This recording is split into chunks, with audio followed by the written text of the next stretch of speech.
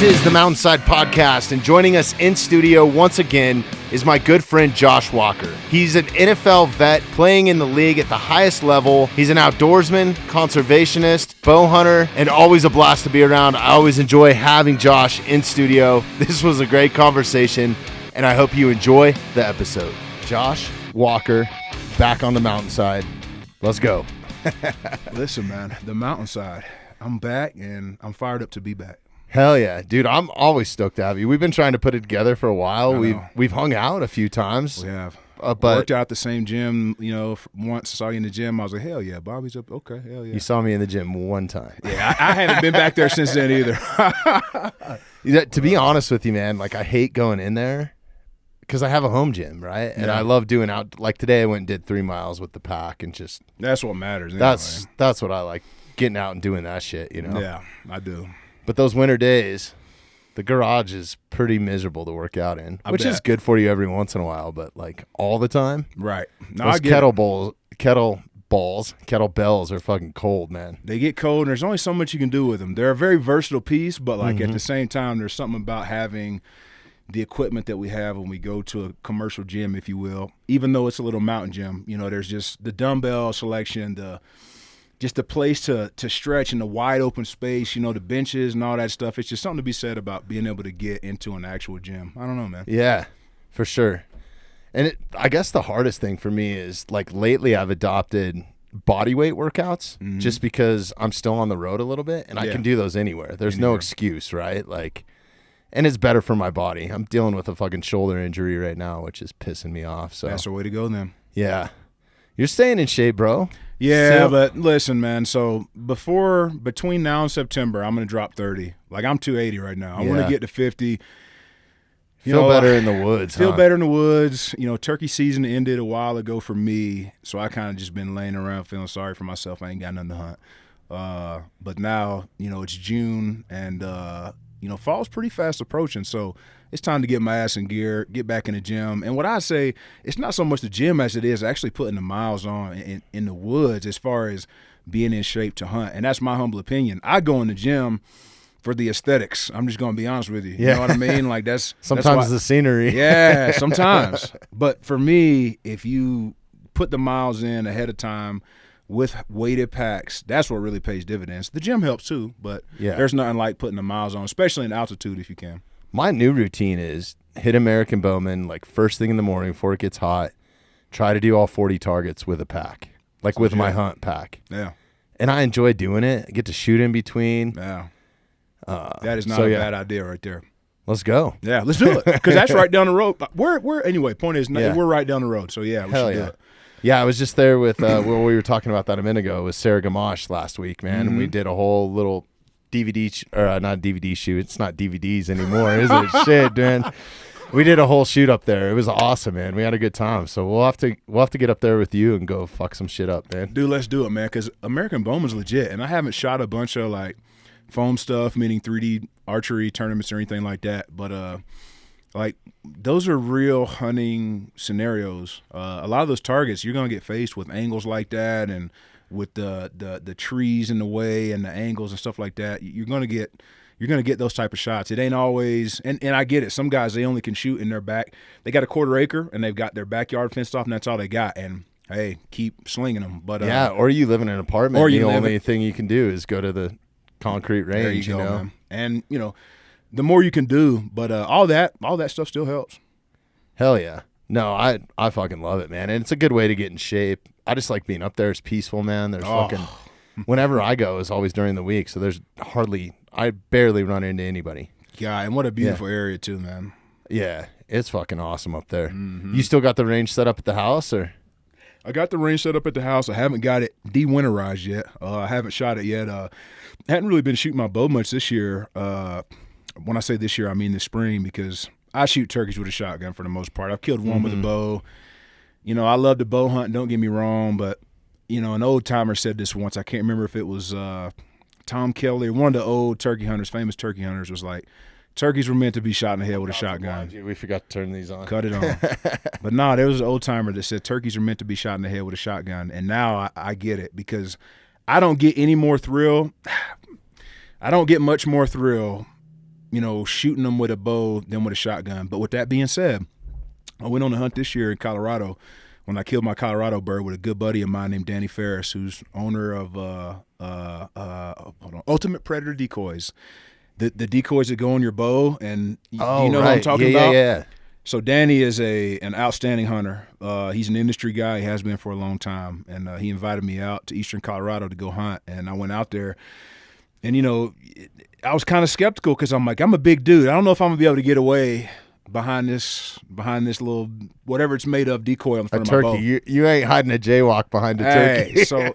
So how the hunt went, like, long story short, we get to this spot, and I'm gonna put him on the spot. You know what? I don't know if he's gonna listen to it or not, but I'll tell you exactly how it went. So he kept telling me he's got this spot that's just got turkeys all on it. It's automatic, but he said his backup spots aren't very good. So I'm like, all right, whatever. We go to the first spot. So I get down there to him, about a 2.5 hour drive, and he's like, well, let me call whatever the landowner's name was just to make sure. I want to just make sure we can go there. Don't answer the phone. Don't answer the phone. We pull up to his house. He ain't there. So I'm like, well, damn, you already told me your backup spots are shit. This was the only spot. I'm like, damn, because I drove all the way out here. I'm like, ooh. So we go into the other spot. The very first calling sequence we set up, and it was a pretty spot. But we set up, and Daniel was calling, no response. We gave it about 20 minutes, which even if I was running it, that's about how long I'd have gave it, 20, 25, no response. I'm getting out of there. So we kept pushing it down a little farther. Did another call, set up, nothing. Been around the corner. We threw off some locators, threw off some crow calls, nothing. Finally, we crossed this real deep ditch and get on the other side. We bend another corner, and we're on kind of a property line of the neighbors. And he's like, they're probably on such and such's piece. So we were hunting the property adjacent to the Banger property. Okay. So the one I said, that other exit. So he's like, they're probably all on such and such's. So we bend that corner, and I start glassing in there. I don't see nothing. Throw a crow call. I don't hear nothing. And I'm looking. I'm like, well, there's turkey tracks in this road. This is better than what we've seen so far. I hadn't seen no sign since this whole time until now. So we go another 200 yards. I see some more tracks. I was like, dude, I'm going to throw a turkey call because I'm not big on, and I get why people do it, but I'm not huge on just walking around and every 100 yards scratching on my box or scratching on the pot call. Well, why? Because a lot of times a tom will come in, and just because he don't gobble don't mean he ain't coming. So I'm of the mindset of, well, shit, if I sit here and call for 3 minutes on my box call, it's loud as shit, some could hear it from a long way, and it could be coming. Well, then all of a sudden I move off. You know what I mean? Was he still going to – you know what I mean? So I'm like, well, that's why. I've had that happen with elk too. Same thing, just cow calling, and next thing you know, they're like behind me, and they're behind my wind, and I fucked myself, Exactly. Yeah. So that's why I lean more on the locators. Locators meaning a crow call to try to elicit a response from a gobbler. But at that moment, I was like, it looks turkey right here. And there was like a beautiful ridge, like slowly ascending on the backside of this meadow. I'm like, I'm going to call off in there. I grab my box call. 2 of them. I'm like, oh, hell yeah. I look at Danny. He looked at me. We didn't say nothing. We just ducked down. But I got the bow with me, and I'm carrying my shotgun just in case. So we ducked down, and I was like, well, that's 2 birds. It was like it was early May, I think. And it was 2 birds, and I didn't like that because a lot of times they still should be rutting pretty hard, and to have 2 long beards together at that point in time, not super common. It happens, don't get me wrong, but it's not super common. It must have been bros, huh? So I said, damn, is this Jake's? I'm like, damn it, that might be Jake's. But it was still awesome just to hear him. So sure enough, I pull my binos up. We get set up here. They come through the field. So I didn't make another sound for like 2 minutes. They were kind of angling towards us, but not perfectly. So I'm like, let me direct traffic here. Pulled the box out. Both of them hammered. I'm like, I'm done calling. So I put the call down. Sure enough, here they come. They come into like 10 yards. I have footage of this stuff. They come into like 10 yards, and they're like just hanging out. And I just would angle that bow with that Ultimate Predator decoy on it. I would just angle it towards the jakes to keep that decoy between me and those jakes. Not just me and Danny. Danny's right behind me. I'm 6'5", just a nut hair short of 6'6", 285 pounds. I got Danny behind me. He's not a small guy. And these jakes are within 10 yards, and they're just hanging out. At one point, they both laid down. So I had that decoy, as well as having I think they're called wind talker decoys from Ultimate Predator, and they're on a stake, and like just the slightest amount of wind, they spin around, they look like they're dancing.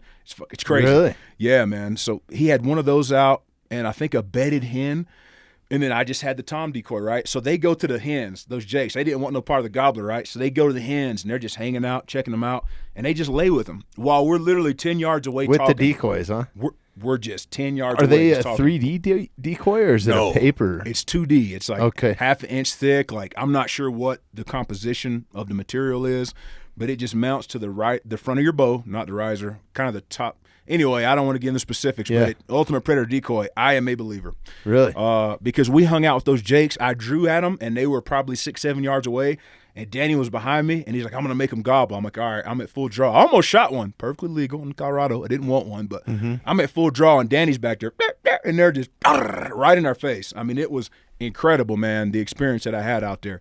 But, yeah, man, my point about that whole story is it's cool as shit. Don't get me wrong, shooting with a bow. But shooting with a shotgun is just as fun, man. And one thing I really don't like is seeing turkeys get away. And, you watch a lot of videos where guys shoot them in the breast or something and they just run off. Very little blood. They don't find them. With that being said, it can be done, but the margin for error, man, with a bow, with archery equipment hunting turkeys, man, Are there is very any guys small. doing headshots with a bow? Yeah, absolutely. They Yeah. make broadheads specifically for that. And there are guys doing it, but, man. Are those super expandable? Like, I'm not much of a turkey hunter, So man. they're not even Like, expandable. Most of them are fixed, but they're huge, like 3+ inches wide. Crazy. So past 25, you're probably not going to be – and, again, I don't know enough to sit here and preach about it, but I would say past 25, those things probably don't fly that great. Again, I don't know that. But, I mean, the damn things are 3-4 inches wide. A shotgun seems the way to go for way to go, birds, man. I do want to get a bow Grand Slam. I've killed a shotgun Grand Slam. I would like to shoot a bow Grand Slam, and if I do that, I will probably retire the bow for turkeys. I probably will. So what does a Grand Slam entail? Just because I'm ignorant to turkey hunting. So the Merriam's, the Rio Grande, the Eastern turkey, and the Osceola turkey. I would say the hardest of those birds to get is probably going to be your Osceola because you have to get it in Florida. That's the only place there are. That's the only place they exist. So usually that's everybody's last bird. And then there's also a Super Slam, which is all 4 of those species, including the Goulds, which is Mexico, southern Arizona, southern New Mexico, very small area there where the Goulds exist. And then the Royal Slam is all 5 of those, plus the Ocellated turkey, which is Central America, I think Yucatan Peninsula. I'm not super versed in ocellated turkeys, but it's a pretty turkey, but it's weird, man. Most of the time, not all the time, most of the time you shoot them out the tree. And I don't know if I want to go pay a couple $1,000 to shoot a bird out of a tree, man. With all due respect to people that go and do it. But a lot of times what guys do, they pair it with there's another bird called I don't want to butcher it, but there's another bird species out there that people they shoot, and God, I wish I had the name of it. Anyway, We usually can look it up if we need to. That's why I got Derek here. There's some other bird, not a cassowary. What's the name of it? South American bird hunts or something. Type in bird hunt with Osceola hunt or ocellated, OCELLATED. I think it's a cool looking bird. Bird hunt with. It's crazy, man. Like, you're hooked on this, huh? I love turkeys, man. Do you enjoy hunting this more than you do like big game? Or? No, but it is fun, man. There's something about shooting a big deer or a big elk, but no, turkeys are awesome just because of the vocalization standpoint. Oh, whoa, look at those things. They have those like are almost ocellated like, right there. They have brighter color feathers and stuff. Oh, huh? they're completely different. Yeah. Just go to images and then look at all the ocellated pictures. If y'all hadn't seen these birds, you're gonna freak out. I mean, that is crazy. They look more like a peacock than a damn turkey. So that's South Look at this America. Whoa. Central America, I think. Central Possibly America. South too. Again, oh, there's the bird right there. You see the that second black column? one? That's the bird. That's the other bird Wow. right there. Yeah. You see they got one in that picture right Yeah. there too. That's a trip, man. Yeah, man. But man, God, dog, for $5,000, however much they charge to Really? shoot, It's that expensive, yeah. And it's like, damn, I don't know if I care that much about. I like going out. That's just for the hunt, man. That's not including your travel and right. like- That's just. and then how are you using a guide's like weapon when you get down there? Because there's all kinds of rules with bringing in weapons and shit too. Like, So I don't know how Mexico is or wherever the hell these things are at. I know you can shoot. or them I in shouldn't say Mexico. weapons. I should say hunting rifles. Right. Yeah. So it can be done, and it does get done. But if I was to go down there, I would probably just use their stuff because it's like shotgun's a shotgun, dude.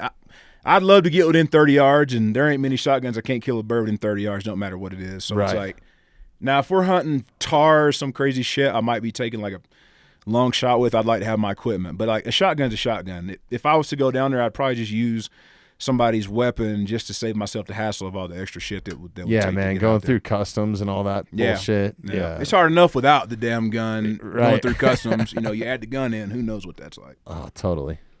Especially if they start looking at your record. I mean, Or are you my kidding? record.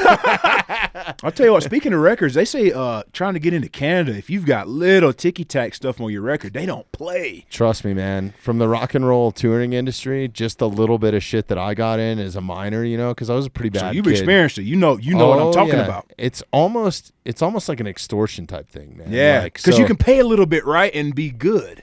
So they would hold me up at the border every time. I had to fill out all this paperwork. I'd spend 2 hours at the border, and then they'd want like $200, $300, $500, right? So you could go through. Luckily, one of the artists that I was working with, shout out to Rihanna, actually, they paid to have it done up with a lawyer. And so like anytime I go across the border now, but I think that cost probably like 10 grand or something when I was looking into it to just totally get it expunged. Right. They call it rehabilitation. So I tried to apply. 10 grand sounds a little crazy, man. So I tried to apply for it on my own because this is part of my livelihood. The artists that I was touring with, all of them went to Toronto. All of them went into, those BC, Vancouver.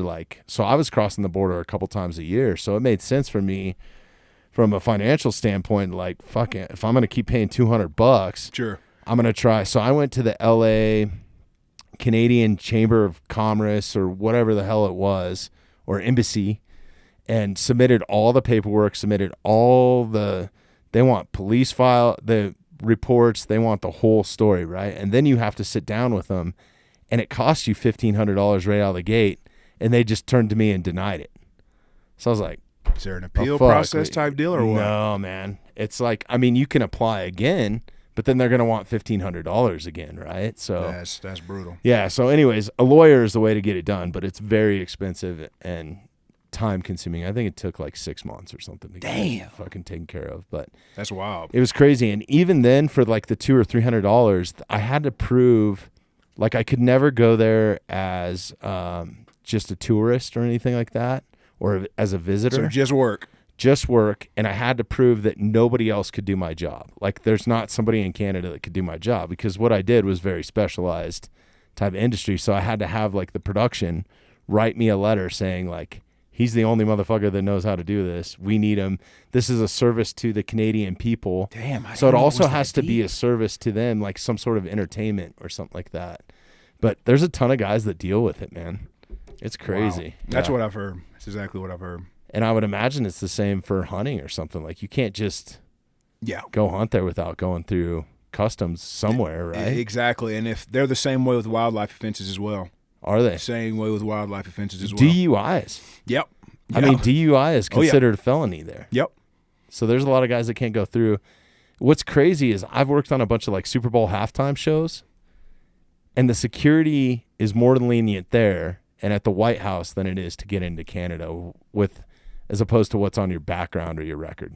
It's crazy. That's wild. I've been to both of them. Damn. Canada's harder to get into Holy shit. from a background check, Damn. Stan. So it's wild, man. And I'm But thinking I about would heading love to go up there too. and do some hunts, man. Like, I'm thinking about but I heading up think there next Alaska year. is where it's at. Like, just bypass all that bullshit. Just go to Alaska, man. It's hard to argue that, man. Yeah. It's hard to argue that. I've been looking very, very closely into DIY caribou out there. Really? Yeah, and man, that looks like a hell of an adventure. Yeah, man. but That's Arctic Canada does Circle too, man. That's way up there. But the cool thing is, if you do DIY caribou, I mean, it's all on you. Just like the stuff I do around here and around the country, like that's still up to you. You go to Canada, I want to say you need a guide. Don't Okay. quote me on that, but I want to say people that aren't from that country need a guide. I could know be you do for butchering this certain species, Okay. especially bears. I Okay, know there we that go. for a fact. Yeah. My point's that when you go to Alaska, there's several species, and those species include caribou, moose, black bear, elk. There's certain species that even as a non-resident of Alaska, you can go hunt. But there's also certain species like grizzly bear and I think mountain goat, mule deer even, possibly, and a few others where you have to have a resident or be a guide or be next to kin of a resident of the state. Okay. So, I would like to get up there and do a caribou hunt because, again, you can just go up there and do it yourself. And then what you could also do is you could buy It's so much more gratifying, too, Oh, right? man. Like, you went out in don't the know. bush in Alaska and killed something and cut it Yeah. up, put it in your pack, and brought it home. that's pretty badass. Yeah, man. Yeah. In my opinion. Yeah.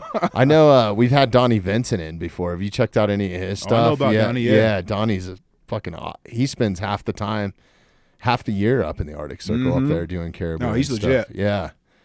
Yeah, he'd be a good guy for you to connect with if you want to do that, man.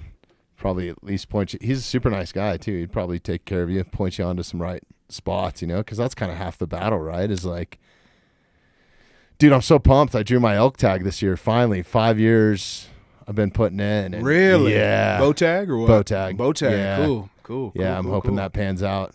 I'm now gonna I end really up, got to get in shape, man. So Every 5 years, man. Shit, I might be 52 by the time the next one comes along.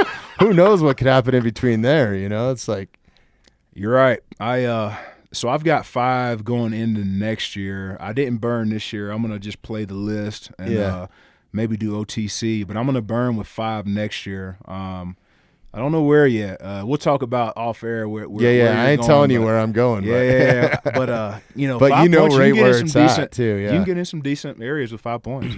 With a yeah. bow. No, I'm excited about it just because it's closer to here, and it's a family deal. We've been putting it as a group. Too, Oh, that's so it'd be sick. cool, like going with my brothers and stuff. So, success or not, it's gonna be fun, man. Yeah, man. It's gonna be fun. Chasing elk with a bow, man. I hadn't really found anything quite like it. There's nothing like it, Yeah. man. Like the calling, the time of year. I mean, Yeah, so all that stuff, man. It's fucking great, dude. And that animal, man, like just how they, I don't know. I got a lot of respect for him, man.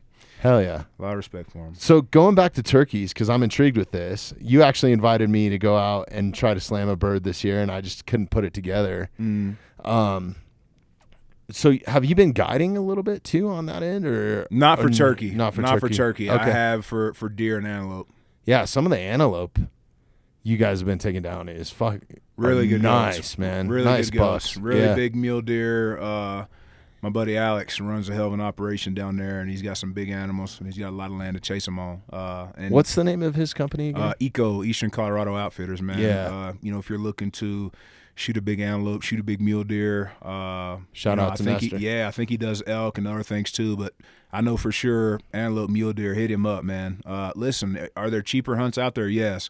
But you've got a potential. Put it to you like this: he was a part of killing the biggest free range mule deer in the world a couple years ago on his stuff. Really? That's the type of potential that is out there. So and I'm not. This is not some kind of plug. I'm just being real. If you want to, Are there any photos of that? Yeah, we look pull it that up. up? Type it up. Yeah. Go to Hunt Nest IG. Probably be the easiest way to do it.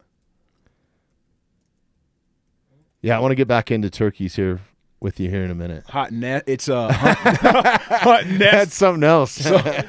It's That's somebody's OnlyFans. Nest, like Hunt and Nest with a T. There it is. Keep scrolling down. You know what? I bet he's on private. Type in. Damn, he's private. What? I'm pretty sure. Go to our Instagram, Derek. Ooh, Just there you go. Go up to ours. I'm pretty sure because we've talked on IG before, so I would imagine, unless he booted me. Dude, this thing was Which is like very possible. 263 and some crazy something. I mean, just a freak nature of a deer. There he is right there. Okay, scroll it. That's it right there, that second deer. That's him. Holy shit, man. That's him. That's a Colorado deer? Colorado, it's Eastern Colorado, man. Wow. I saw the replica mount of this deer, and I've never seen nothing like it. Is that taken with a rifle or? Yes. I believe it was a rifle. Wow. Yeah. An absolute That is a giant. freaking monster, man. Yeah, man. That's unbelievable. I mean, you're talking 263. I mean, there's elk. You shoot a 263 God, it's got to elk, be it's hard like, to that's cool. hunt them out there, right? Because there's no cover. So there is and there's not. Number one, we hunt the corn. I can't really talk about how we hunt it. He's kind of mastered this technique, and we hunt standing corn out there. Very difficult, but a lot of times in the summer, that's where those those deer things are living. taste so good too, man. Oh, those eastern deer it's a different type. It's a It is different taste, man. unbelievable, man. They taste like whitetail. The mule deer tastes like whitetail. That Yeah. giant right there, I was a part of that. Wow. That's a huge one. I guided that one, the kicker buck down below that. That was one of my deer. That was a huge 3-point right there. This 12-year-old kid, Gavrick, shout out to him. Oh, He killed man, that big look at 3-point. that, It's a dude. giant. It's the biggest 3-point I ever seen. That is insane. Yeah, man. How old do you think that buck was? Probably at least 6. That is wild, yeah, man. He's probably at least 6. I've never seen a 3-point quite like that, and that picture don't really do it justice. He's huge. Wow, those are monster I got it, bucks. that 3x4 right there. That was a coal hunt. Go back up, Derek, a little bit. The one above the guy in the red vest right there, that was a 3x4. A little more. Oh, yeah? That was his first deer. Wow. Yeah, man, that was his first deer. That's a hell of a first deer, dude, man. Just a big, old, crusty 3x4, man. That's awesome, Yeah. man. Yeah, those are incredible, man. Yeah, cool country down there, too. Like you said, there's not a lot of places to hide, so it's a little different than out west, the way you got to approach things. Like, you stay as far away as you can and glass into places, because worst thing is walking in somewhere and blowing shit out. You know what I mean? Man. So it's a little different style. Especially a of hunting out monster, there. huh? Yeah, man. Yeah. Yeah, I was lucky enough to take one deer outside of Wiggins, and holy shit, it was on private, and it was in corn, and I forget what else they were growing out there, but man, did that buck taste good. It was not, the rack wasn't anywhere near that size, but man, that buck was a good eater, man. Dude, the ones I've killed out west this way, I've killed 2 of them, and they were garbage. Yeah. I'm just being honest. They did not taste good. That's my cat right there, that far left. That's right before I shot my cat. But, nah, man, the ones out east, they taste like whitetail. They're outstanding, man. Yeah. Mm-hmm.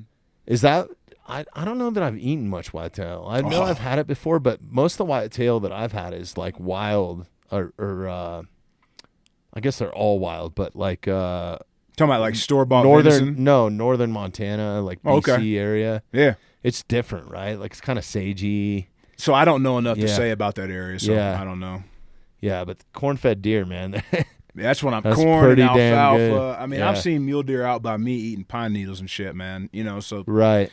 The ones out east are eating good, man. Some of them are, or probably most of them, you know, because they have a lot more ag out there than you see out west of I-25. But I think the key for me, or what that I found the best eaters around here in the mountain scenario, is you got to find acorns. The acorns, yeah. The acorns, man. I don't know what they get out of that or the nutrients, but the bucks that I shoot, you know, are in acorn patches, and they're good. They're not the biggest deer, but man, from a meat standpoint, incredible. Yeah, I mean, you should. But nothing compared to corn-fed deer. Yeah, man, it's something. Yeah, big old fat. Like that deer I killed in Kansas last year was a corn-fed deer.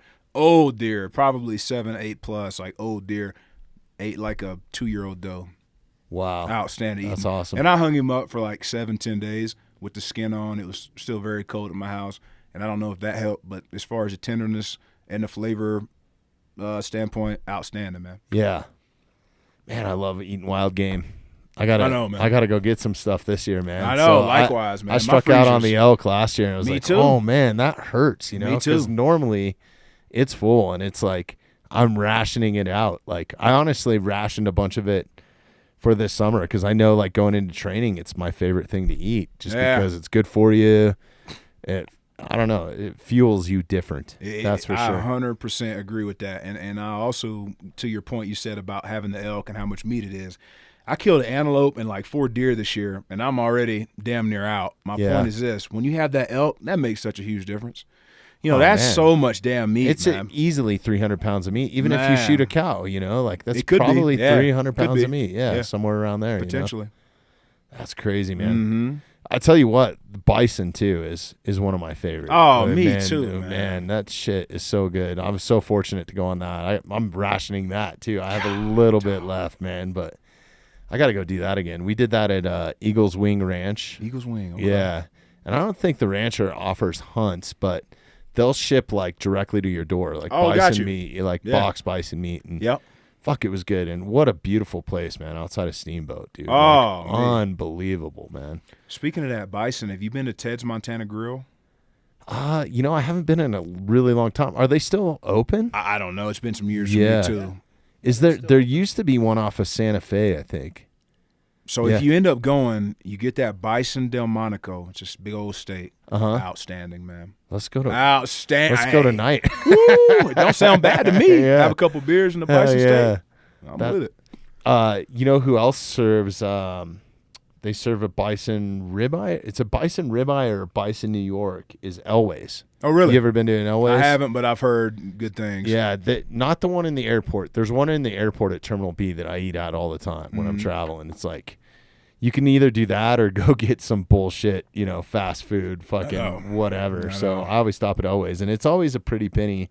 But I know specifically the one downtown has a Bison New York, dude, and it is killer. Okay. Yeah. To look into Can't that. you buy, you might have to look this up, Derek, but from the Genesee herd, isn't there some place where you can buy local bison, like right here from the Genesee I'd be shocked herd? if there wasn't. I'd be shocked if there check wasn't. that out. You want another pour? You needed. I swear to God, I was just reaching for my cup, man. I swear. It's awesome having you in here, Derek man. needs another one too. Yeah, man. hell What's yeah. up? We got to pour up in here, man. Throw that bitch on the line. Get up here, dude. Right. Hell yeah. Yeah, this is good tequila. Damn right. Dude, Casamigos, you can't Yeah. beat it. I really like that Lola, too, we've been drinking I lately. hadn't tried the Lola. You need another beer or anything, man? I'm good for a second. Okay, you let us know. All right. Cheers, boys. Cheers. Cheers, fellas.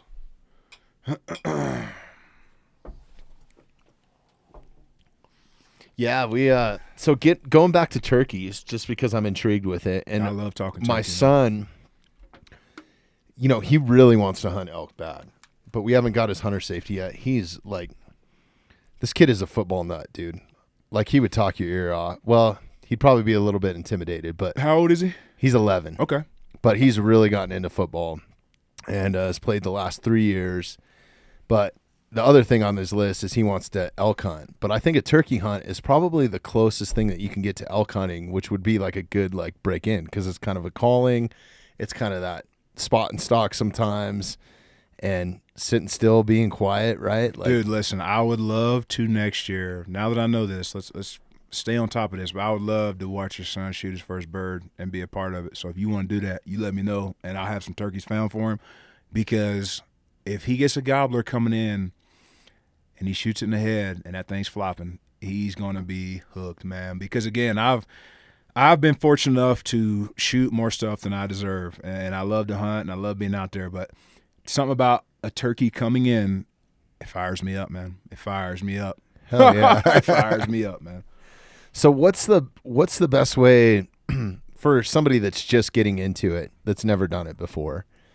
I was fortunate to go on a couple turkey hunts, but I was young, man. Like, I don't really remember it. It was they used to be everywhere. Okay. They were almost kind of like a fucking nuisance around here, honestly, man. Like, back in the day. Now And you there's don't still see some 'em. neighborhoods around that you see that. Yeah. But, they know they're safe in a lot of those neighborhoods, right? So Right. they just live right there and eat out of bird feeders and so on and so forth. Yeah.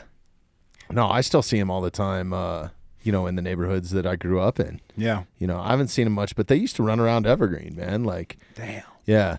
But yeah, so my experience was totally different. It was almost like shooting a domesticated bird Gotcha. a little bit, right? Yeah. But what's the best way to get into that if you're somebody that's never been into turkey hunting? Because they're a super elusive animal. It's not like they're just everywhere. So I'm going to break it down and be as concise and comprehensive as I can. Number one, you need to know what state you're going to hunt, because every state's different. So you need to find out what state you hunt. You need to look at the rules and regulations pertaining to what you need to do to get a tag. That's a great point. I never bring that up, but So- that first and foremost, man, know the rules, because they gotta will know the fuck rules. you up. if They will don't. fuck you up, and Yeah. we could get into some stuff about that, but we'll save that for a later time. Yeah. With that being said, you got to look up the rules and regulations, find out what the state requires to get a tag. Now, turkey's going to be about as inexpensive of a hunt as you're going to go on. I've hunted, I don't know, like 8 or 9 states, and I haven't seen a turkey tag over like $170. Which, it's $170, but if you start comparing that to, let's say, Wyoming special draw for deer, $1,000, That's whatever for it an is, out right? of state price, right? Yeah. Right. Yeah. So, if you're talking about in your own state, you could be in and out for 40, 50, 60 bucks, something like that. But number one, figure out how to get a tag. Number two, get some sort of camo if you can. I understand the money and stuff like that, but turkeys don't play about vision, man. They can see very, very well. This is another great point too. You don't have to have Sitka camo or Man, like the most expensive camo to get it done, man. Like, go to Walmart and get some Realtree or something. Like, Man. it does. It's very effective as well. You're exactly right. Same thing with the gun. You don't need a $2,000 gun. Yeah, you Go don't to need the Walmart Benelli and get a fucking $200 over gun. under, right? Like, Exactly. Get your camo, get your gun, and start learning about the bird, man. To me, and I think, a lot of the success I've been fortunate enough to have in the woods comes down to I love animals and I love learning about them and learning about their biology, number one, but just about the way they use the landscape that they live in and so on and so forth. So I love to learn about the animals. And I think that, you know, a lot of the animals that I've put in a cooler have come from understanding that animal. And I'm not saying I know everything about any species, but learn the animal best you can. And their behaviors. And their behaviors. Because, you know, like let's say a turkey, like his best sense is going to be his eyesight, period, right? But like you think about an elk, that's not his best defense, right? So that's knowing those animals and knowing what they're really good at. And most of them are pretty damn good at most things. Like, for instance, with a turkey, a lot of old-timers will tell you if those fuckers had a good sense of smell, wouldn't nobody ever kill them. Because, I mean, I've seen videos of guys going to click their safety off and the turkey sensing that and them not coming any closer. That's how, you know what I mean? So they're hearing and they can sight. hear. Oh, man, and they're hearing as well, and I haven't even touched on that. So, like, when you're calling at a turkey and they respond and you know they responded to your call, I'm telling you, they know exactly where you're at. They know just like an elk, right? Mm-hmm. They know exactly where you're at. There's been too many times where I call, do a sequence. Typically, I leave after 25, 30 minutes. Let's say I just decide to stay there for 50 minutes, and then I'm like, you know what, screw this, let me get up and move. I go to get up, and I hear a bird putting. Putting is the sound you don't want to hear from a bird. Just a pip, pip, pip. That means he sees something he don't like. Point is, that bird was working his way in real slow and quiet, and if I'd have just sat there and had some more damn patience, I'd have killed that bird. So, you know, having some patience, doing some blind calling or cold calling, meaning not knowing there's birds in the area, but trusting your knowledge of the terrain and the turkey habitat features that you've been looking at for weeks ahead on your onX, trusting that there's birds in the area and just setting up and calling. That helps too. But for me, ideally what I want to do, I want to get out of the truck early in the morning, maybe an hour before light, and I want to hear those birds on the roost because they're a lot more vocal. Typically, they're a lot more vocal on the roost than when they pitch down and hit the ground. Turkeys sleep in trees. That's called the roost. So when they go to sleep at night, in the morning before they get up, they're trying to sort things out. You know, there's a pecking order between birds. So the hens are just real softly.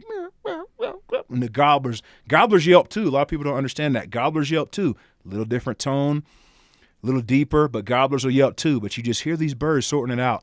And then there'll be a time when all of a sudden the light switch and they just start, the birds just start gobbling. They'll gobble. Not every time. I mean, I've been a part of hunts where. Sounds fun, man. Oh, listen, man. Like, so you get on them and, for instance, You're making me want to hunt turkeys now. So let me tell you about my Wyoming hunt, and let me keep my train of thought. Just because of how passionate you are.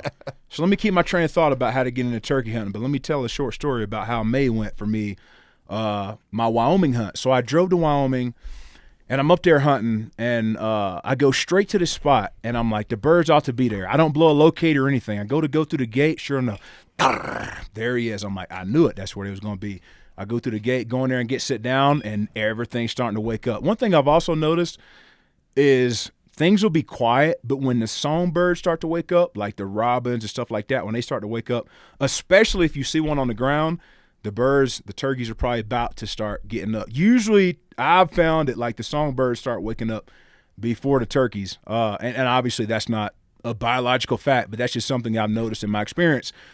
You know, you'll be sitting there and you're like, damn, when are they going to start gobbling? So is it a first light, last light type of hunt? Absolutely not. What it is you can strike up a turkey any part of the day, but it would behoove you to be in there in the mornings because you're going to hit a time in turkey season where the birds, you may not hear a gobble all day, all week. You might not hear a gobble, but that don't mean you can't kill a turkey.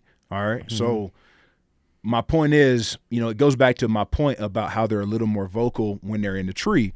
So it's like, why not be there real early and hear where they're at early in the morning and make your move so you know where the birds are at? Because you're going to hit a time when they pitch down, they go quiet.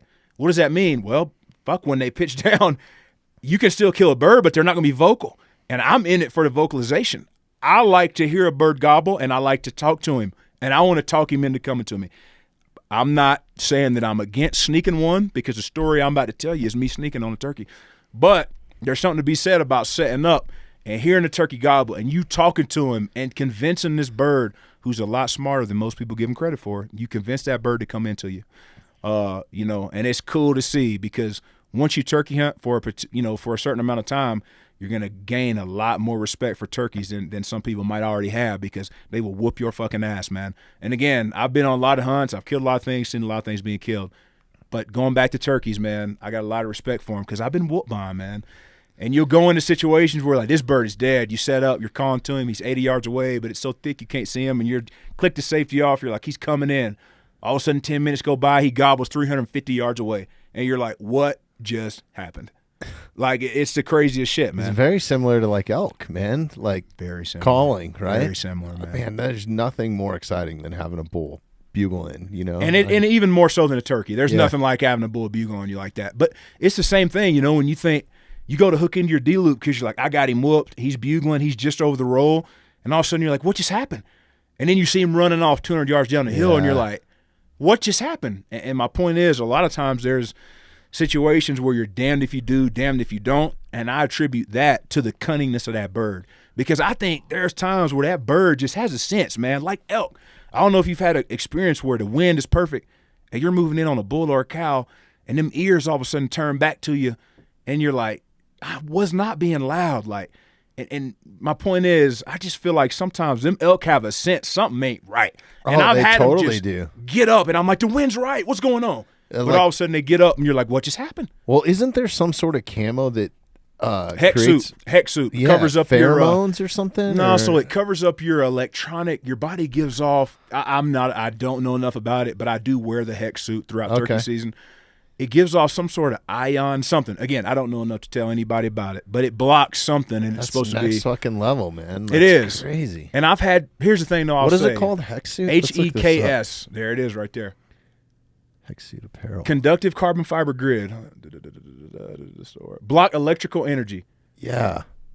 So To the point, isn't there like some sort of shield that like elk hunters wear or something, or like some sort of? nah, it might be this. Yeah, It might okay. be this. But again, it's one of those things where I've had really, really good luck with the hex, but at the same time, I didn't been whooped with it on too.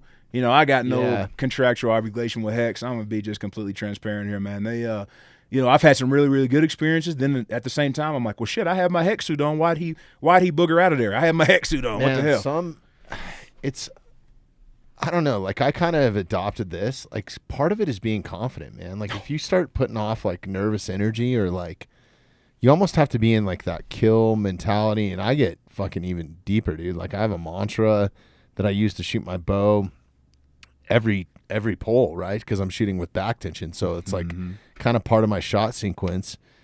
And part of that is very like ritualistic type of feeling, man, that instills some sort of confidence. And it's like the times where I felt like, fuck, man, this isn't going to happen.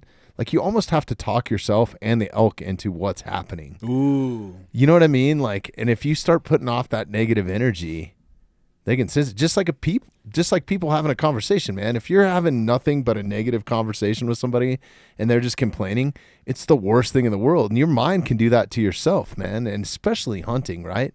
If you spent 7 days fucking hiking over, you know, the Continental Divide back and forth, or wherever you're going into deep dark hole where elk are normally at, and then you finally see an elk and then you start mind fucking yourself, dude, like good luck, bro. Like you have to have kind of that, like, I hate to say this because it sounds cheesy as fuck, but I kind of go back to like a primitive thing. It's like, hey, I'm not going to eat if I don't, you know what I mean? I start thinking about that. Like, think about being a Native American or a mountain man or, you know, Lewis and Clark coming across and like, you blow out a Their hunt, lives depended on hunting. you're not eating, right?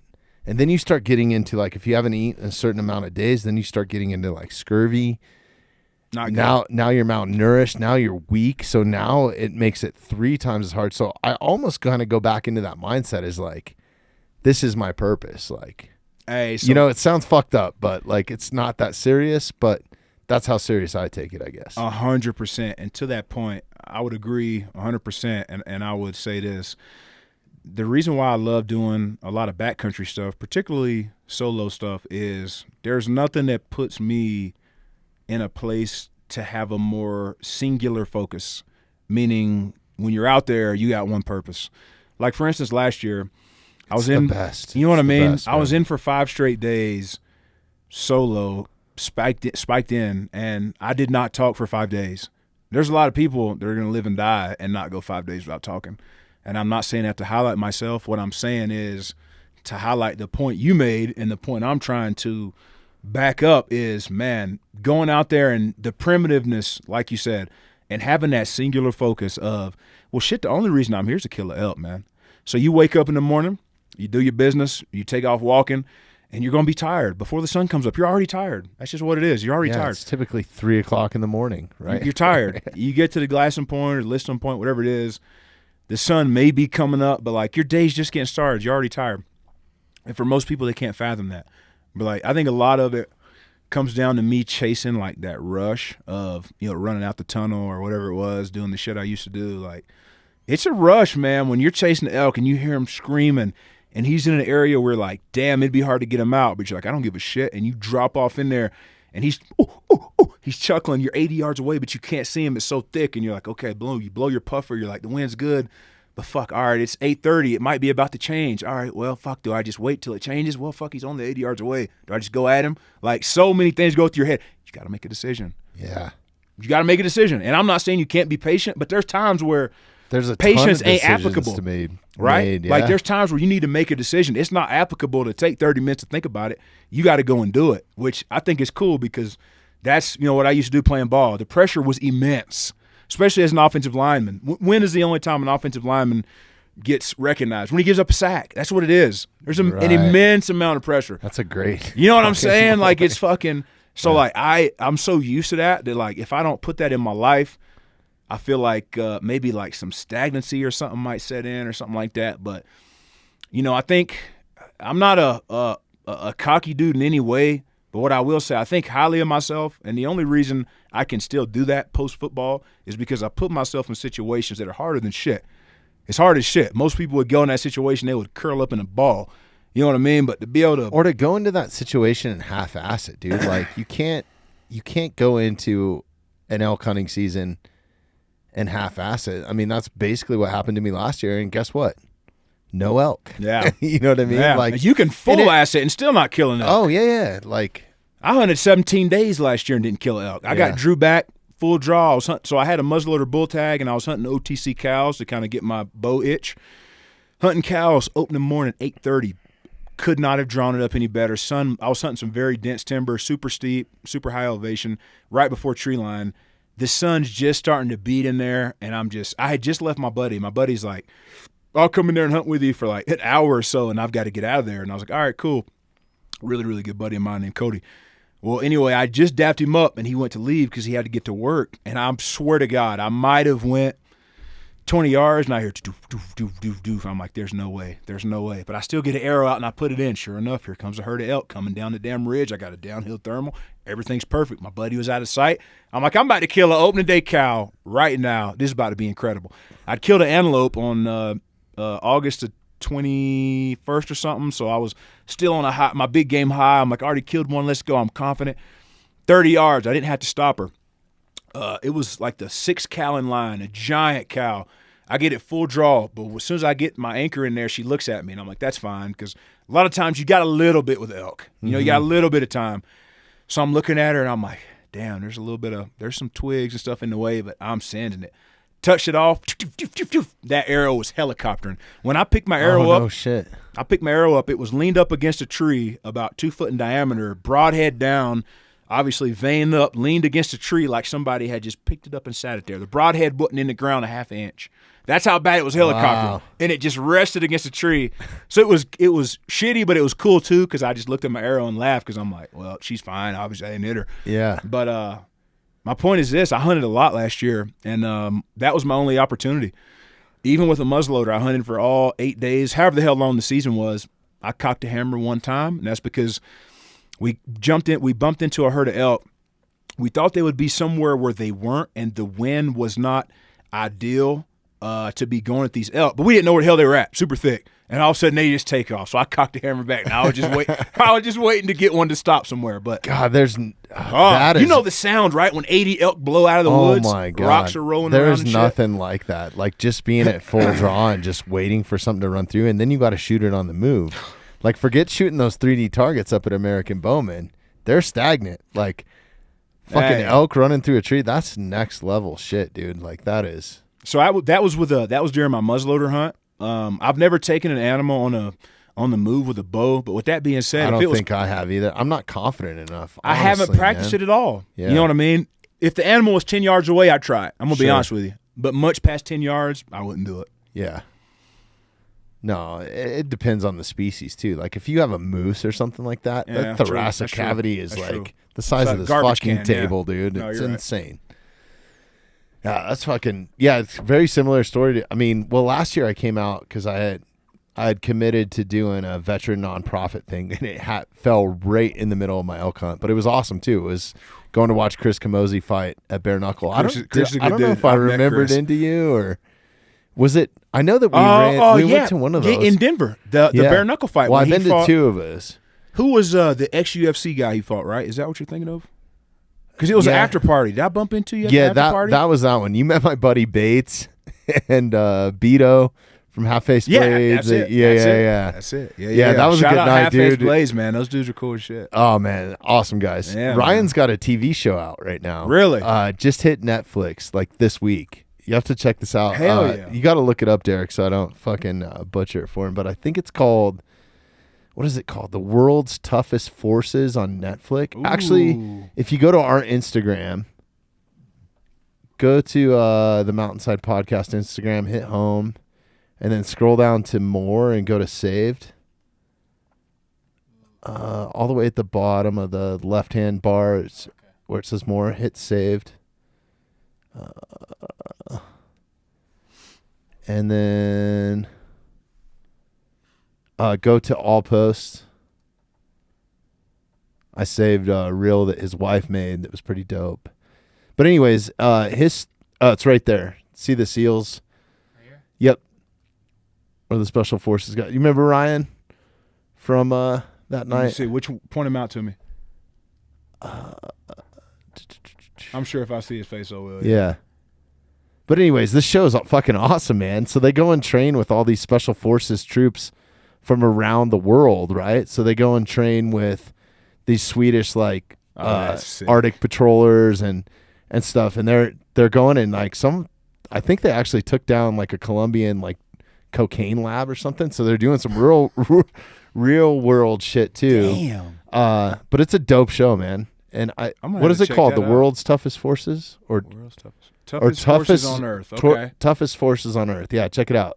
And Ryan Bates, if you knew him, Is that that's him right Ryan. there? Okay, yeah. Yeah, we were hanging out that night. He's a fucking character. You know what I mean? Like, all those dudes were cool as shit. Yeah. I love those military guys, their stories, and like just the way they look at you. I love that shit. Like I'm a big Yeah. eye contact guy. Like the way they look, because they've seen some shit and they've done some shit, and I got nothing but respect for them. I and just love to they look size at you up. Too, Yeah, I right? like a that little shit bit. though, Yeah, man. I Yeah, do too. let's Like my go. favorite people to work with in the music industry is in San Francisco at the convention center where I do a lot of these private shows.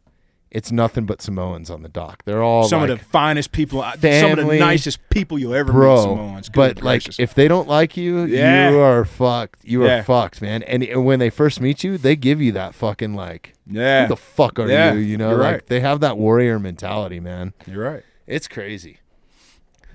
But yeah, I love that. Like, Living in Hawaii for 3 years. oh, you live there? Yeah, Did you ever get your ass kicked, dude? No, man, but that whole vibe of like they either get you or they don't. Yeah, They yeah. either vibe with you or they don't is so real. And you know what I love about them too is they're not a people to be impressed. Like it doesn't matter what you're offering them; they Oh. could give a fuck, dude. Oh, straight up. like man. you kind of have to give them like some shit back a little bit Yeah, or something. man. Like, That's but funny. You those said are my some people point. out there in San Francisco, man. Like I don't want to see anybody else in San Francisco, but those motherfuckers. And there's no woke cult. I mean, some of the humor that we have is fucking. Yeah. It's unbelievable, dude. It's fucking funny, man. They're Yeah, good yeah. people and some big boys. Man. Yeah. Oh, strong. big boys. Yeah, Strong. You know man. that playing in the Oh. NFL, man.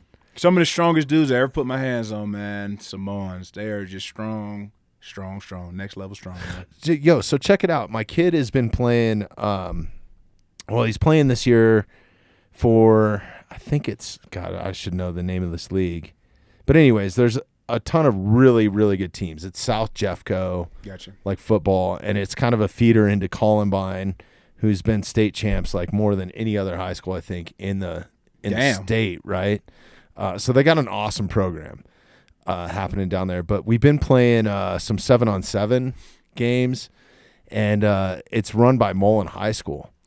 And so some of the kids that are running like the refereeing for the 7-on-7, it's been awesome. We've been playing Emmanuel Sanders' son's team and stuff. So that's like some real competition, man. Like it gets heated out there. It's been fun, man. But there's this Samoan kid standing on the sideline, and I'm thinking this kid probably has been on to college and is just coming back and just doing this. I mean, full arm sleeve. I bet. I think it said like Mahalo or his last name or some shit, dude, all tribal. And I go up to him, I'm just talking to him on the sidelines. I'm like, yo, what are you back, reffing or whatever? He's like, no, I'm going to school here. I'm like, what grade are you in? He's like, 9th grade. Dog, this kid is as tall as you. I mean, calves. It's unbelievable, some of these high school kids now. God, I mean, bigger than me, dude. And I was like, fuck, I would have a hard time handling this kid. And he's a freshman. That's wild. And a DN. Freshman. He's got DN. years of growth. Oh my God, dude! I was like, I want to go watch it. I'm gonna go watch it. I'm gonna go to a Mullen High School football game this year for sure. It's funny just that to you watch brought him up eat. the calves, because the calves are the biggest. It's unbelievable, Very true. man. Yeah, he's a big kid. Very true. Do you miss playing football, man? Yeah, I mean, definitely. I think anybody that played for, as long as I played, they miss it. But, like, not to the point of I sit there and think about, oh, should I retire when I retire? Right. No. But Seems like do you I have a miss it? pretty Yeah. good fucking time now. Hey, man, listen, I just want to be in the woods, man. Yeah. Do I miss it? Yeah. Like, do I miss putting hands? Yeah, I miss the violence and the aggressiveness. And really, I think second to that, or probably tied with that, is just the locker room atmosphere. Being around the boys, right? Yeah, being around the boys, man, and in the money. But that's about it. I don't miss every year. The off season being about You getting guys back work healthy. And, so hard, man. So hard. I don't miss that shit because I pour that into my hunting, man. Like there's being able to, and again, I ain't highlighting myself. I'm just trying to explain, my point here. Like to be able to be 280 and do the shit I do, man. Fucking, it just takes some shit between the ears. It ain't got nothing to do with being super, super great shape. I'm in decent enough shape, but I just ain't gonna quit shit. Like, and and that's what it comes down to. You don't have to come out here if you're coming from out east and be Cameron Haynes. You just need to be tough. You just need to be able to mentally be like, yeah, I'm hurting, but I'm not gonna die. Yeah, and don't be stupid, man. Like, yeah, I agree. As much as I love Cam, I love him to death, man. He's been nothing but supportive of us. He's been nothing but genuine and nice to me.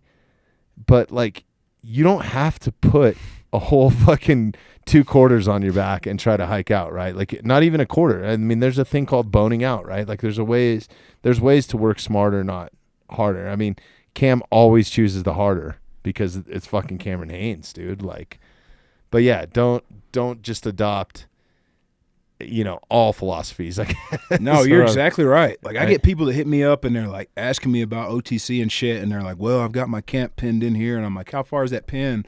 And they're like 4.5 miles from the road, and I'm like, have you ever been out west? And it's like, no, I'm from Kentucky, and it's like 4.5 miles in the terrain that you just sent me the there pin might be a of. 300-foot cliff in the way. Not more than that. I mean, it might be 2,500 foot of vert, and if you've never climbed 2,500 foot of vert, it's going to whoop your ass. Definitely learn how to read a topo map.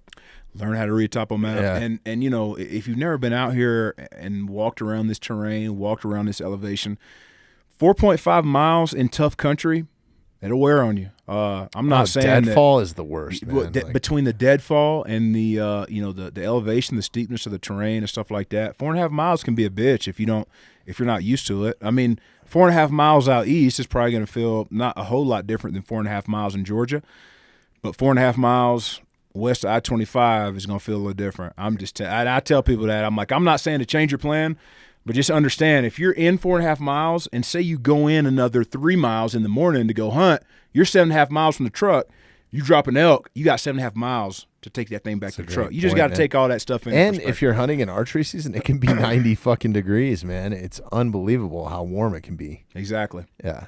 And then how cold it gets at night. You know? So it's like that meat can spoil real fast. Quick, man. Yeah. Or you can get caught in some weather real quick too. I've had it snow on my ass too. Like I've been caught in a storm every year that I've gone in. At least once, whether it's a hailstorm or, like you said, a snowstorm. Oh, lightning's for fucking real. I'm more scared as soon as you get above tree line, that shit, that's probably the scariest thing to me in the backcountry. That's what I was just about to say. Like all the mountain lions, all the bears, any sort of predators that are out there, I would say falling is number one and breaking something, right? Just by accident. Because sometimes you're doing some hairy shit, dude. Oh, yeah. Like, especially when you get above tree line. And then lightning is, and it'll come out of nowhere, man. Like And the wind, too. Yeah. Because, you camp around trees, and all of a sudden you see the trees doing like a 12-foot difference in the wind's just swaying them, and you're like, damn, maybe I shouldn't have. And, they say not to camp around the dead trees and stuff like that, but shit, man, the wind, you get a microburst come through 80-mile-an-hour wind, that can blow over a green tree any day. Oh, man, and they're so big. They're so big, and, I don't particularly love just camping out above tree line, like tundra, that type of stuff. I've done it. Went on a sheep hunt last year. I camped above tree line. I like to sleep. So, like, a lot of times you're going to be a little more exposed to the wind up there, depending on, obviously, the wind direction. I sleep with the grouse, man, because they taste good and they have a little bit of cover, man. There you go. Yeah. And my point is exactly what you just said is if there's a bunch of wind flapping my tent at night, I'm not getting a whole lot of sleep. So I would just assume sleep a little bit lower and climb a little farther in the morning just to be able to get that sleep, man. Yeah. And that's just me. And not to say it's going to be way. windblown, but in my experience, a lot of times you're going to be more windblown at the very spine of a ridge. Well, than not to 100 mention foot if you're off trying of to it. have a fire or anything too, man. Like, good luck, dude. Yep. 80-mile-an-hour winds and trying to have a fire, you're like, exactly. You're going to burn down the goddamn forest, bro. Exactly. Like, not good. Yeah. Yeah, definitely try to. Those little bowls, too, are pretty nice. If you get in a nice little bowl or something, it can be good. But. Oh, man, 100%. You'll have the wind ripping up top if you drop down 100 foot. And, you can just hear the wind ripping over the top of the ridge, but you're safe right out of, harm's way, tucked down deep in that, yeah. What's the craziest thing that's ever happened to you out there? I mean.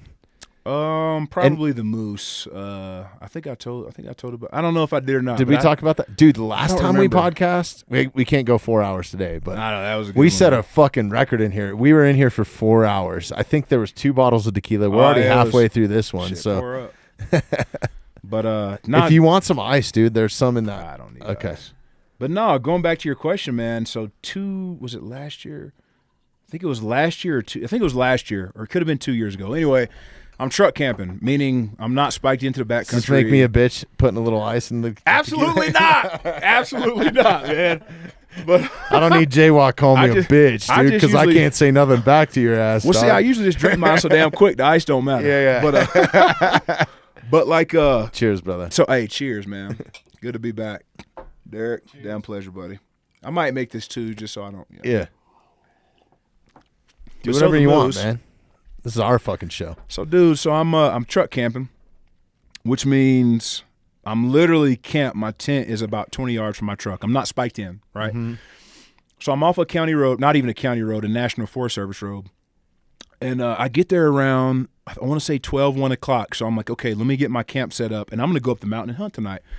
So I go up and hunt. I actually got on a bull, but he was way up high, and I was like, dude, I don't want to go up there and fuck with him. The lights starting to diminish. I was like, I'm going to go after him in the morning because he ain't going to be. That's the worst if it gets too dark. You know what I mean? You got fucking elk coming in. And I could have pushed him, but there's nothing like blowing an animal out. That really chaps my ass, man. When you blow a damn animal out, because as much as I've been to damn woods, and again, it's going to happen for the rest of my life, so I probably shouldn't even say this, but anyway, I hate blowing animals out. So anyway, I go up there and I hear a bull probably 400 or 500 yards above me, and I don't hear anybody else calling at him. But I'm like, all right, well, let me move another 100 or 200 and see how responsive he is. And I've got about 45 minutes of legal shooting light. So I get up there and start calling. He's answering, but it's kind of like a turkey. Sometimes they'll come in and they'll draw a line, and they ain't coming no closer. So that's what he did. He seemed like he was just moving horizontally and bugling, but he wasn't coming no closer. And I'm like, dude, I'm going to come after him in the morning. So I go back to my tent, and I go to sleep. Well, I get woke up about 2 o'clock to raking. And I mean – less than 100 yards from my tent. I'm like, this is sick. Hopefully that's a bull elk. It's got to be at least a damn elk because it is loud as shit. Ain't no mule deer that I can think of that's going to be that loud. So I'm like, this is badass. So I'm laying there and I hear the moose finally. I'm like, that's badass. Like, that's a damn moose. That's cool shit. But then from an opposite direction, I hear another one. And I'm like, all right, well, that's 2. Fuck, I hope they don't fight right here, trample the tent. Opposite direction. Oh, because they don't give a fuck once they start fighting, bro. So I want to say it's a melee. I want to say that they cause more harm to human. Don't quote me. I want to say they cause more harm to humans here than black bears and mountain lions fucking combined. The moose do. Oh, 100%. That's what I thought. There's- And that's what I got thinking about. They are not an animal to fuck with, man. So it's 2 a.m. I'm laying there and I hear 3 moose. One here, one there. The one is Rakin's. So I'm laying here. If you were looking into my tent, I'm on the right-hand side facing the door with my left shoulder against the tent. So there was one moose that was raking was here, and the next one I heard was here, and the next one I heard was right there. So I'm like, all right, that's 3 moose. It ain't as cool no more for me no more, man. I grabbed my pistol. So I grabbed my pistol. I don't cut no light on. I don't say nothing, but I grabbed my pistol and I shuck one in the head, and I'm just laying there with the pistol in my right arm with my gun on my chest, and my heart's starting to beat a little bit now. And these moose are still the one has quit raking at this point. They are the NFL linemen of the Way fucking bigger. woods. Way dude. of the woods, yes. There you go. They're Of the the NFL woods. linemen of the woods. Predators, everything, dude. Like, Hey. if you ever have heard them running, Hey. like, it is one of the coolest things, but it sounds like the fucking forest is about to come down, dude, because there's trees breaking and fucking. But they have no fear, man. Yeah, they don't, man. They're huge. They're massive. Sorry, back to your story. No, but especially 2:00 in the morning, I don't know, they probably in the dark. In the dark, like I'd hiked all night, you know what I mean? And anyway, so I hear them. Well, they start to converge. I can tell they're moving towards each other. I'm like, fuck, man, this is not good. So they're moving towards each other. Well, the one's over my left shoulder. Like I said, my left side is up against the tent, and I'm looking towards the door of my Coleman quick pop-up little tent that I had. And so they start moving towards each other, and I can hear it. I'm like, oh, man, this ain't good. So they're the one over my right shoulder was just kind of chilling. Maybe he was a younger, less, a subordinate bull maybe. But these 2 on the left were coming at each other. The one quit raking, so I was like, he's paying attention to him, if nothing else. Well, they kind of it sounded like they were just kind of feeling each other out, and then it was silent. And I'm like, I don't know if that's good or bad. And there was just enough moonlight that all of a sudden I start hearing, getting closer and closer, and I see a shadow, and I'm like, fuck. I'm like, do I yell right now? Do I shoot out the tent, just shoot through the roof? What do I do right now, right? I mean, seriously, I'm like, what the hell do I Create do a right now? skylight. Think about that situation. What's the right thing to do? Because I'm like, well, I'm damn sure not just going to shoot the damn moose, because I don't want to kill the moose, first of all. But if I do, now I'm going to have to deal with calling the game, all this stuff. Yeah. I was like, last thing I want to do is shoot this damn moose. So here he comes. The whole left side of my tent is now in the shadow because of this moose. And my heart is pounding. I got my pistol in my right hand. My left hand is across my abdomen. And I'm thinking to myself, what do I do? What do I do? And I'm like, damn. And that it's getting closer and closer. And it gets quiet. I hear his hooves. You hear his hooves. He's close. Here he comes, still a shadow. Sticks his nose to the tent right above my elbow, about 18 inches above my elbow. I slap him with the backside of my hand with my left hand. I just start screaming, fuck you, moose. Fuck you, moose. Fuck you. I've never heard animals run so far in my life. Because they're so big, I could hear them run for a long way. They all just took off You running. hit him in the nose? Yeah, with my left hand, the knuckles of my, shit. just backhanded him because I saw How the hard was indentation. his nose? It was very soft and wet. Very soft and wet. But I slapped the shit out of it because I saw it indent right above my elbow, and I'm like, whoa, it's just natural. Yeah. Fuck. So, and then once I hear him running away, I grab my lantern, and I didn't even think to cut it on, but I grabbed my lantern and just start hitting it with my pistol. Fuck y'all. Boom, boom, boom, boom, boom, boom, loud as I can. Because I don't know what to do. You know what I mean? Like a moose. I just touched a moose. The damn thing just stuck his nose to my tent. I'm by myself. There's no cell signal. So Hell I'm like, so I just start making a bunch of noise at that point. Hey, a tent is a false sense of safety, bro. Oh, come on, man. It's It ain't false nothing, sense man. of safety. Check it. Go back to our Instagram real quick, Derek, and go to the saves again. I got to show you this. You follow Nature's Metal? Yeah, I You ever do. seen Oh, that? they got Yeah. some. Yeah. Dude, there's one. Go back to the more, the saved. Oh, yeah. You're in it already. Yep. Just go to all posts. You're going to come across a grizzly in a tent, and it is Ooh. fucking frightening. I mean, it's nothing, man. Yeah. It's nothing. There it is. Go back up. It's right there in the middle. Look at that thing, man. I think I've seen this. This dude Yeah, opens I've the seen tent this. and like, oh shit. Look at this thing, man. Why did And he he- zip it back up? What are you zipping it back up for? Like, I so- want to see what he's doing. What are you yeah. zipping it back up for? Is that going to protect you? Exactly. I'm going to be honest with you. At that juncture right there, I'm shooting. I'm very, very, if not shooting, I'm very close to it. Yeah. My weapon is, there's one in the head. It's serious at that point. Man, if you've ever, I have had one bluff charge. Have you ever been around a grizzly? Not a grizzly. Nope. Okay. Nope. But a bear. Just Black bear, a yeah. bear. They can move so fast and so quiet. Like, If that bear wanted to eat him, it would be. It'd have done, been dude. over, man. It'd have been done. It'd been over. Like for me, I don't even have the confidence that I carry a 10 millimeter with me. Same. I don't have the confidence that I could draw my Glock, draw down, and shoot a bear in a full on charge. Full on charge is gonna be quick. Like you have to have like a motor skill. Like, It's you gonna be have to quick. train that, right? Like Yeah. that's part of me Yeah. thinks like I need to go get some training. Like I know all these badasses that can train me Yeah. in firearms. Mm-hmm. I'm more accurate with my bow. I've tried it. Yeah. I'm more accurate with my bow than I am with my 9 millimeter. And For that's a sure. good, dude, that's a good point. It's like, all right, even with the gun, like a bear like you just saw right there, it looked like Yeah. a big mature boar. Listen, man, if you don't shoot that thing right in the head and that thing doesn't penetrate the brain, you're still going to get gnawed on, man, Oh if shit my hits God, a fan. dude. Because there's so many stories of bullets And not bouncing a off good- their skulls, man. Straight up. Bro. You heard about that? They will Oh, bounce yeah. off their skull. They're beast. Yeah, man. They're beasts, man. Like it's almost as close as we could get to like a prehistoric creature. It's got to be like a Ooh. grizzly or a croc or like those apex predators, a great white. Like you're no match for any of those. Absolutely not. You want It don't another matter beer, who you man? are. I'd love a beer. Yeah. Do you But mind? no, You want a Coors Light? We got some Coronas in Coors, there. if you There's got some one. IPAs and shit. So But no, speaking of those animals you just talked about, man, like I'm a big dude, but like for instance, I went spearfishing 2 years ago. Thank you, buddy. And I felt like the most what's the word? Defenseless. I Oh. mean, just felt in the water. in the water. Like you see these sharks, and you're like, man, if he just bit me in the calf and hit my femoral, I'm deader than shit. Because we're diving 40 miles off the coast of Bimini. We're not on the shore, like fucking around. We're 40 miles off we're 40 miles from Bahamian healthcare. With all due respect to the Bahamas, and ain't America, we're 40 miles from you're fucked, Bahamian dude. You're healthcare. fucked. If Okay. anything serious happens, you're fucked. So I remember telling my boy I had shot my second fish, which was a strawberry grouper. I shot him, boom. He rocks up, which what that means is when I hit him with a pole spear, so I was using a spear because you can't use a gun legally there. I hit him with a spear. He goes in some rocks, and that's called rocking up. And groupers are notorious grunters, so they make noises when they're wounded like that. They get in the rocks and start going. Really? That's what will bring in the sharks more so than the blood. So I'm in 18 foot of water. Boom, I spear this fucking grouper. He goes in the rocks, and I'm out of air. So I'm swimming up, and I go to pull the spear out on my way up, and it don't budge. So I leave it, and I got to go up and get a breath of air.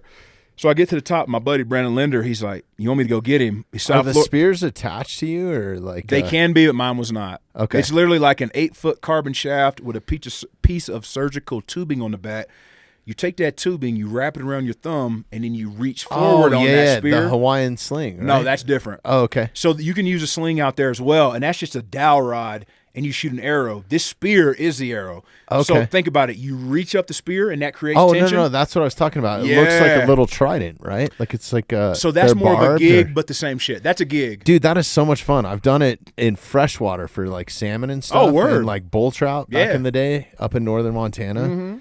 And God, that is so much fun, dude. Dude. So much fun. I had never. It's just a bungee cord basically on a stick, dude. That's what It's- it is, surgical It's tubing. unbelievable, man. But like I had never been past my knee. Well, one time had I been past my knees in the ocean. The reason I did it is because I had such a fear for it, and I'm still fearful of the ocean. I'll be honest with you. But I wanted to do it because I had so much fucking fear of it. And one of my best friends, Brandon Linder, he invited me down. I went down and did it. Going back to what I was saying about the grouper, I shoot him. He rocks up. I go to pull him out. Spear stuck. Get a big breath of air. My buddy swims over to me. Veteran guys from South Florida, been doing this whole life. He's like, "You want me to go get him?" And I look at him, and he starts laughing because he knows how prideful I am.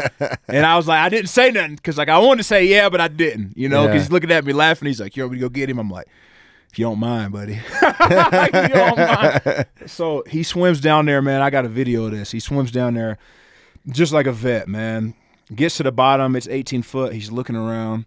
He'd peel a rock away, look around, peel a rock, and that the groupers down there grunting, peel a rock away. He's real calm. He grabbed the fish and swam up. He looks at me right in the eyes. He goes, "We should probably get out." I was like, "All right, you ain't got to tell me twice." Yeah. Because if he's saying that means that So fish made how too much long racket. does the grouper do that? Now it's in your possession, so it's like So what you do is, for instance, the first fish I speared, I actually killed the first fish I made a drop on in my life. It was a hogfish. I've got a video of it. My buddy had to talk shit to me to get in the water. Lender's like, so the way you do it, one person always stays on the boat. You have one person tending the boat at all times, right? It's not like the fucking movies where you just anchor up because the current's so bad out there. All of a sudden you go pulling some lobsters out of holes or something and you swim up, you're like, where's the boat? And you're 40 miles off the coast. That's your good damn luck, lifeline. right? Okay. Oh my God. Can Think you about the imagine, magnitude dude? of somebody having a boat, right? So one person's tending the boat.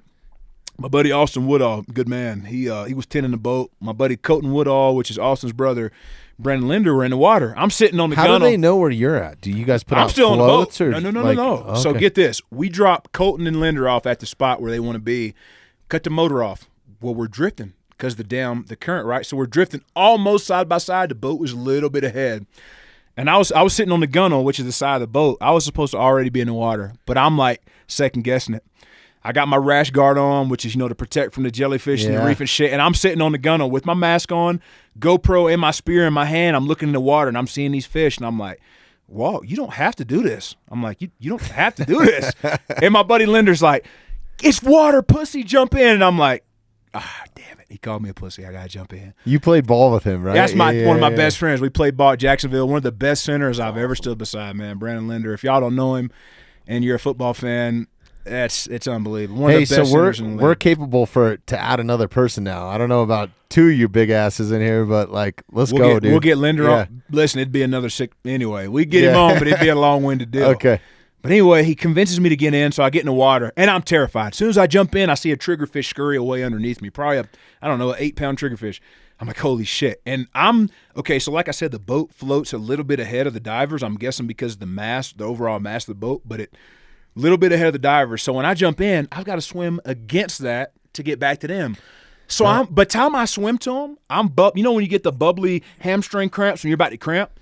And I got too much pride. I didn't tell them about that, but I'm like, I'm about to cramp. If you cramp, you could die out there, man. And that's not over-grittifying shit. You could die out there. So I'm like, damn, dog. Like, should I just do this? Well, by the time I get to Linder. And there's no life preserver type action, right? Because you're trying to dive. On the boat, but we ain't got no. I got a weight belt on. Yeah. I got a weight belt on. So I'm swimming to him, man. And as soon as I get to him, so he makes a noise underwater because I was swimming underwater because it was not calm water. So it was like easier to be just under the surface and kick there with a snorkel on. But I was so inexperienced, I was getting water all in my snorkel. And I'm like, trying to blow it out, having a terrible time. That's the worst. But I don't know how to fucking snorkel for shit, dude. I'm fucking idiot when it comes to it. Same with me. And I didn't want to show that to those guys because my level of pride is through the roof, whether it's right or wrong. And so salt water even tastes worse, dude. Yeah. So put it to you like this. So I trained up here at like the community center or something. They got like a 13-foot pool or something. I could sit on the bottom for 2 minutes, Indian style. But you get out there and you get all that other shit involved. By the time I get to the bottom, I'm like, my point is, it ain't nowhere near 2 minutes. Yeah. But anyway, so going back to the first fish, I get to him. Probably because everything that's going on around you, like your heart rate's got to be elevated. Ain't no problem. Right? That's exactly what it is. That's exactly what it is. You're in that flight or fight mode. That's exactly. I'm terrified, buddy. I'm just being honest with you. Like I'm a big bad dude, but I'm telling you, I was fucking terrified in that water. But so I get to my buddy and he's pointing in the water and like the waves and shit, it's so loud above. Like when I went down, I could hear him going, trying to get my attention. So I look at him like, I got a video of this. I hold my hands up like, what? And he like points. And I'm like, I don't see it. And he's like, it's right there. I'm like, all right. So I swim down there and I finally see it. As soon as I run out of air, boom, slam him. He goes to run off. So what you do is you bring him up and you hold him out of the water if they're small enough to be able to do so. You take the pole spear, grab the pole up pretty high, so you got a little more leverage, and you hold the fish out of the water because typically it's not so much the blood that draws the sharks in very quick. It's that fish thrashing around making all that noise. So once you spear the fish, you get it out the water. And I remember I got back on the boat, and Austin, who was tending the boat, he's like, I've never seen somebody new to this shit just drop down and shoot a fish. And I was like, dude, my thought process was the quicker I shoot this fucker, the quicker I can get out the water, man. And that's what it was, man. So I swam down. I was out of air 3/4 of the way down, but I'm like, so I remember when I laugh that hard because that's my fucking I thought that I wanted to be a surfer at a young age and moved into Hermosa Beach and was like a block off the water. And I did, man. I surfed a fucking shit ton, man. But I always thought it was a fear that I would get over, and I never did. That says a lot too. With how much you did it, I still to this day, I'm like, man, I don't know, bro. Like, I felt better when I was stand up paddling because I wasn't like sitting in the water.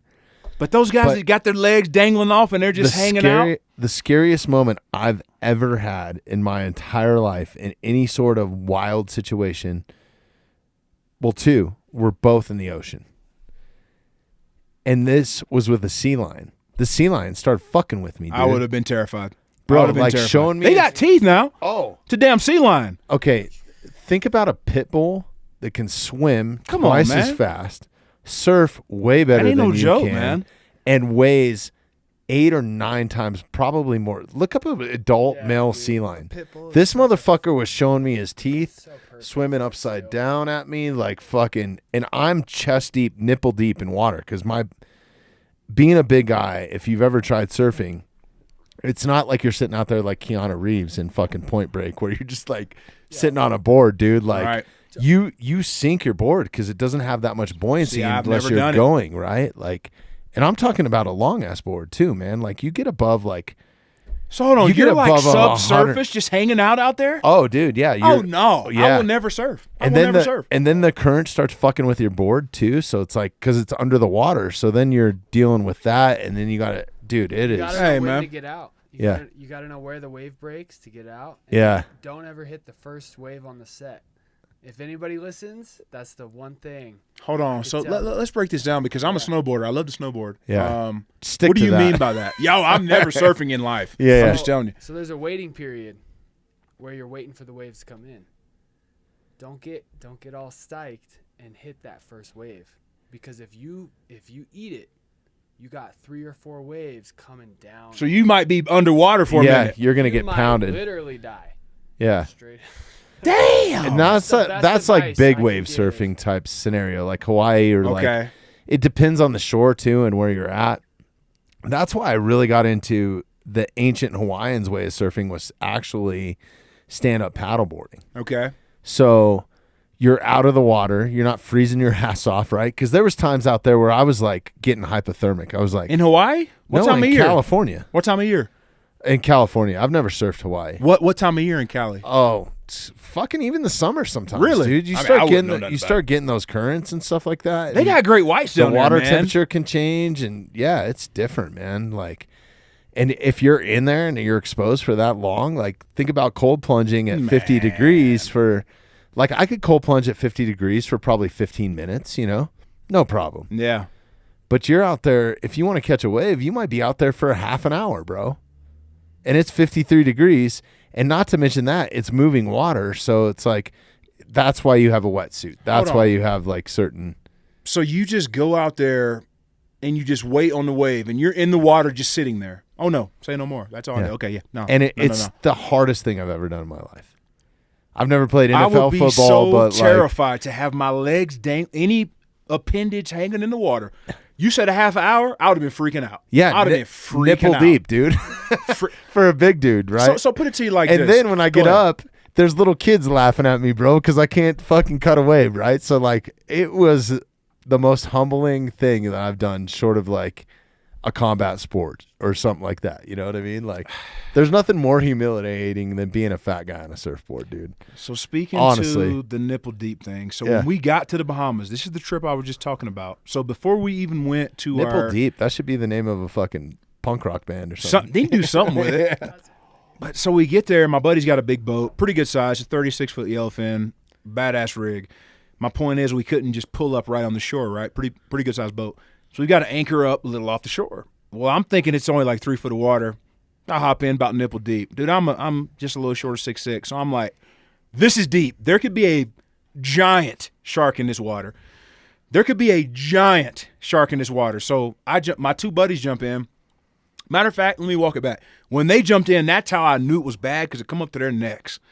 So I'm like, okay, like this is a lot deeper than I thought. So the whole time walking over there, they're shooting the shit, like just joking. And I don't show it, but I am absolutely terrified. I've got my fly rod. So the reason we pulled up to this spot was it was supposed to be a good bone fishing spot, but there was too much wind. Anyway, to get to shore, okay, so the bone fishing spot was you had to walk to shore and fish the other side. To get to the other side of this little island or whatever it was would have been a long run. So we wanted to approach it from one side, just walk to the shore, and then shore fish from the other side. So we're walking to the shore, jump in, it's nipple deep. My heart, I'm like, God damn. We don't see nothing, but I'm fast walking. I've got my fly rod above my head, and I've got my tackle box in my mouth, and I'm just walking. It's like, shit, probably 80 yards, a long damn way. So I get to the other side, and I look at the water on the other side of the island. I'm like, dude, this is not conducive to fly fish, bonefish. The wind was probably blowing. Sustained. How do you even cast in that deep of water? So that's the thing. So once we got up to the shore, the other side was like a shallow flat. Okay. With that being said, it was so wind blown you couldn't see nothing. The waves were probably 2 to 3 foot, even right there on the shore. So it wasn't really conducive to, you see those guys fishing bonefish and there ain't a wave on the water. They're out there and they're in their little water shoes and shorts and they're just whipping. Dude, the wind was ripping. Couldn't hardly cast. So anyway, we fished for probably 30 minutes. We don't get a bite. So I got to walk back, right? Well, we had already caught some fish deep dropping. So I'm walking back to the boat and I hear like shit plopping on the water. And I'm like, hey, I told my buddy Linder, I'm like, what the hell are you doing? He starts laughing. I'm like, hey, are you cleaning fish? He's like, dude, just come on. I'm like, are you cleaning the fish right now? I've got to walk to that boat now. He's throwing fish in the water. When I say fish, the carcass left over in the water. So I'm chumming the waters. Hey, so he don't say nothing. So I'm absolutely terrified. I make it to the ladder. I climb up, and he's hysterically laughing. He's like, come here. I get to the bow of the boat. Obviously, you climb up from the back of the boat. Get to the bow of the boat. There's like 4 nurse sharks and like 3 giant stingrays up front, like getting to their carcasses. And I couldn't see them because the boat's so big. They was on the front of the boat. But I'm like, yo, I was 25, 20 yards from these things. Sharks in the water, stingrays, all that. I kind of got pissed, but yeah, like he was cleaning fish on the way back to the damn boat. Dude. Yeah, man. Yeah. That's crazy. It's like sleeping with a T-bone left on your, on your chest in a fucking bear situation. You know exactly. what I mean? Same thing. Yeah. Same thing. Same damn thing. No, humans are so out of their element. When I got into that sea lion experience, like literally was the scariest thing I've ever been through in my life. Like I still have had nightmares about that because this thing fucked with me for 20 or 30 minutes, bro. Like he would not let me go into shore. 285 pounds. Okay, so a 285-pound pit bull with in the water moving quick. Teeth. Fucking breath. Come on, man. He never came closer than maybe 40 feet from me, but he was fucking with me, dude. I wouldn't have liked that, man. He was like, who's this big fucking white dude and what is he doing in my... Like he must have had some pups around there. I don't know if it was a female. Like, was it by itself or what? Yeah, it was by itself. Yeah, interesting. Yeah, it was weird. That's what made me think it was a male. Phew.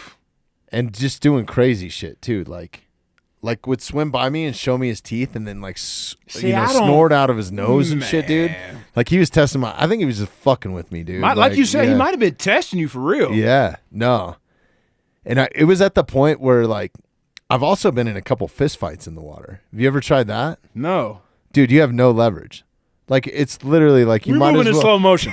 You're moving in slow motion. Well, like, your punches don't telegraph any more than the power that you have in your arm. And then as soon as you hit something, you're going back. So, like, everybody that boxes knows or has ever boxed in their life or done any sort of boxing class, all the power starts at your feet. 100%. And transfers up through your core. So, like... What you think is really bad on top of you have to hockey fight, man. It's a grab and like go type situation. So like, even if you're going to try to like fend this thing off, there's fucking no way, dude. That thing has flippers. Like, like you're fucked, man. You're fucked in the water. And again, he doesn't have to eat you to kill you. If he hits an artery, it's a bad deal. Yeah. Well, think about if a pit bull can kill you. That's my point, dude. Like, come on, man. Bro. That's why the ocean scares me like it does, man. Redirection is key. Yeah. Hey, have y'all seen those? Particularly, I'm not trying to be sexist here, but usually it's the chicks I see doing it on IG when they redirect those giant sharks. Just what? by what? That's exactly. Is that what you're talking about? Redirection? Come on, bro. Bobby, listen to me, man. Like these are little girls, and when I say pull some of this up, dude. This is so. Listen, they'll be barely great under the whites surface. or what? Yeah, everything. Giants, tiger sharks. Okay. What's the name of I follow this chick. She's a badass. Look at this tiger shark. That's one of the most dangerous species of shark on this damn 100%. planet. So they'll take their hand, and the biggest thing is, and I'm not saying this from experience. I'm saying this from watching so many videos. Look how calm she is. Yep. Look how calm she is. Exactly. The thing is to remain calm and watch this. You pet it like a dog. Look how she just redirects the shark. Me, I'm going to be like, I'm going to take my spear and be like, poop, poop, poop. I'm tagging him. I mean, she redirects it. There's divers that have made these sharks into dogs practically. Like they visit them so often, and it's there's a tiger Really? shark. Yes. There's a place in the Bahamas. I'm not sure where it's at, but it's known. There's tiger sharks there all the time. Have y'all heard about this? There's a spot where you go and you can go and pay. And I want to say, don't quote me on this, but I want to say that the guides can go down and bring like bait baskets and shit, and it brings the tigers in. But they'll have like 8 people, and they've got metal poles, and they use the poles to redirect the shark. So the shark's coming in, they take the pole and you just jam it down, and apparently it just redirects the shark. But I only say that to say this: like It's still a fucking wild animal. Is my philosophy. It's like, bro, anything could go wrong, dude. Like you can. There's been trained chimps that have ripped other people's faces off, dude. Well, Like, first off, people there's- overlook fucking monkeys, like the chimps and all Yeah. that shit like that. Hey, that's a formidable fucking deal. It could be 100 pound. You don't want to fuck with that thing, man. dude, they can be 30 pounds. That's my point. Have you ever seen That's my those point. videos of dudes in India like eating a sandwich and Yes. this little monkey will come up to him and start fucking with him the size of this water bottle and then Yes. scalp him? Scalp him. I was about to say I watched a guy get scalped, and he like, Oh my god, It- dude! this Like, how I knew- Swear to God, this how I knew it was nature's real. metal, bro. bro, he gets scalped, and he's like, whoa, and there's no blood. Like over an apple. Like, because he fucking shoos this monkey away. Like, the monkey wants the apple, and it just runs up his face like a cat and fucking grabs his hair, Yep, scalped him. turban and all, and Scalped him. fucking, yeah. Like at first, there's no. This is how I knew it was real. Like there's no blood at first. He like puts his hand on it. He moves his head, and you see like the little specks of blood start to come up. It's like he just got scalped for Oh real. my God, He dude. got scalped, man. That's got to be By a one of little the monkey. worst things to go through. Could Well, you it's got to imagine? be. It's got to also hurt. Could you the shit out imagine of one your of the pride. stone tools cutting your scalp off, bro?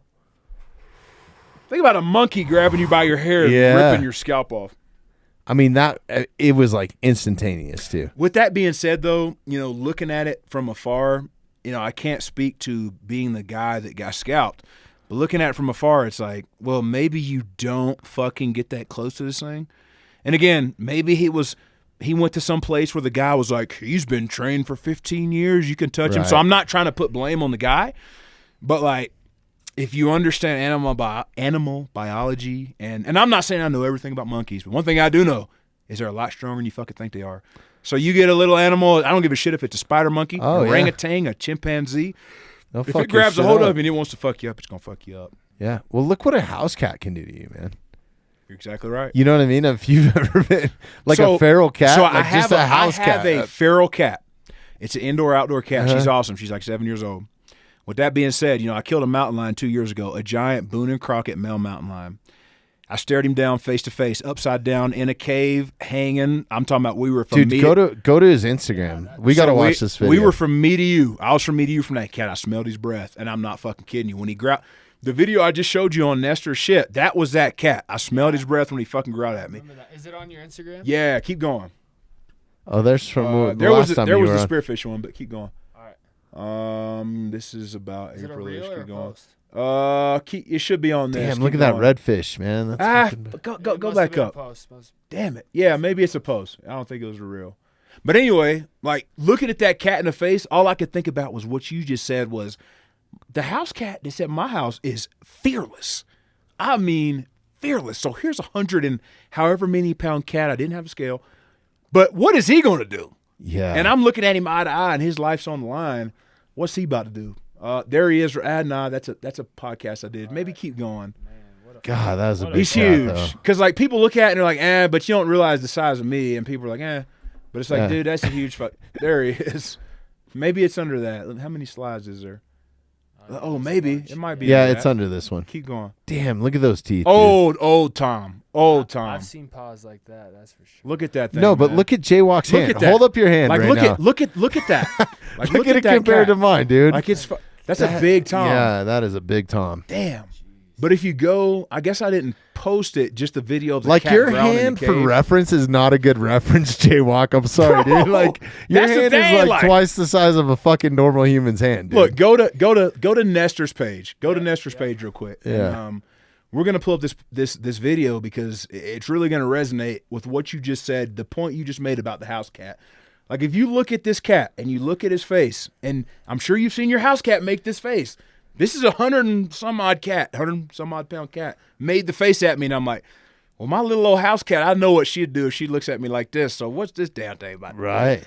But so Right here, right? There it is. That's it right there. That's the video right there. That's not the video. Hold on. I know, right? He just used it as the thumbnail. Hold on, keep going.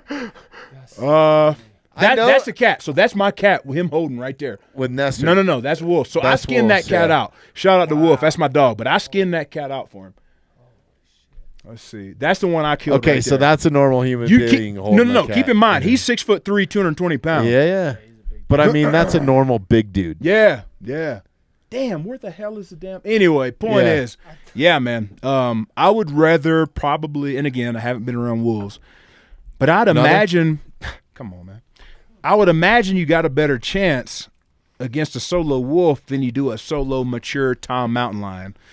That would be my thought. Because think about it with dogs. I love dogs, and I'm starting to really love cats. But like with dogs, I feel like it goes back to what you said about the negative energy. Think about it like this. Think about the people that, for instance, if you've got a dog and somebody comes over and they don't like dogs, you know how like weirded out they are by them because of like the energy they give off because they're so scared of them. But you get somebody that likes dogs, they come in, your dog's like wagging his tail and he goes up to him. They know what's up, man. They're like that sense of. And I'm not saying that translates to the woods, but what I will say is It does. It feels like it. But again, it's not tested. But like, again, I've seen it where I'm a huge animal lover and people will be like, be careful of my dog. He hates people. I go in there and they fucking come right up to me. And it's like, I don't know if it's the vibe I give off because I fucking love animals. And that's a big misconception of hunters is that, you know, a lot of these dipshits, they see hunters and they're like, oh, they want to kill. They just want to kill. They must Bloodthirsty. save animals. Yeah. That is so far from the damn truth that it's 100%. embarrassing, man. I think love hunters, animals, man. I would argue that hunters care more about animals than your average person does. I would From agree a with that standpoint 100%. Of just to understand. I mean, you're around them more. You're around them more. If you hated animals that bad, you wouldn't even fucking want to be around them. Hey, bro. real Like, quick, Bobby, that's- Yeah. hold your thought. This is going to bring everything into a point here. Like the reason why I hunt, the reason why I hunt's for the meat, but secondary is the experiences you have with animals out there. You don't have them any other time but when you're hunting. Do you see animals when you're hiking? Sure. But what I mean by that is when you're hunting turkeys and you're sitting quietly on a tree expecting a turkey to come in, and all of a sudden 40 of them come in and they're 30 yards away just acting like turkeys, that is fucking awesome to me. I don't give a shit if I shoot one or not. Seeing them in their natural state, right? To be Yeah. amongst them and watch what they do and try and figure out why they're doing what they do, that's what the fuck I love about it, man. And I'm not going to say that. I'll follow up that by saying this. Like when I go out and I have a tag and I don't feel it, that's a failure. With that being said, can I have a great time and learn a lot too? Absolutely. I say all that to say when I hunt, I want to kill something. I'm not saying I'm just out there for that, okay? Let me make that fucking very clear. But like when you're out there and you have an experience like that, or if you're in a tree stand and you've got 25 deer and there's like 4 young bucks and 20 some odd does and they have no clue you're there and you get to watch how they act amongst each other without knowing that there's a predator in that area, that's fucking cool to me, man. Now, you know, again, killing it is why I'm out there. Don't get me wrong. Don't get it twisted. I think a lot of people, they have the right mindset of why they say what they say, but they almost walk back the whole ideal of hunting. The whole ideal of hunting is to kill something. That's your objective, right? Correct me if I'm wrong. Yeah. With that being said, you want to have a great time along the way. But I want to kill. Every tag I have, I want to feel it. Every damn one of them. I want to feel it. I can't remember who said this quote, but it's the best. You don't hunt to kill, you kill to hunt. I've never You know heard what I mean? that, but that's pretty good. Look up that That's pretty quote so I good. can give it credit. But man, that has stuck with me forever, man. It might have been Fred Bear. That sounds like some bear shit. Yeah. It's just such a good quote because like that's how I genuinely feel, man. Like I get a little bit heartbroken. Like, dude, I'm a big dude. You're a big dude. Like, I don't like taking the life of something, man. It's not easy, man. It's an emotional roller coaster because you're out there, but then also I get this joy of like, God, I'm gonna fill my freezer, like, or sometimes even shock sets in, and where it's like, fuck, I can't believe that just happened the way it did, Dude. and now I got to get this out of here. What the fuck did I just do? Now you start getting into a little bit of, there's all these emotions. There's panic, there's adrenaline dump, there's euphoria. There's like, you can't experience that with a stripper named Cinnamon in Miami, dude. Like, ain't gonna happen. I don't care what kind of cocaine you're on, dude. Like, it's just, and not that I've ever experienced that, but like, there's no emotional roller coaster that you can go through, whether it's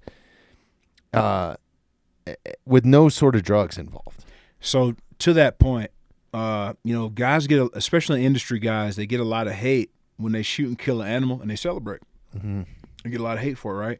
And I was sinking into that for some reason the other night. I was like, damn, I get fired up when I shoot something, and here's why.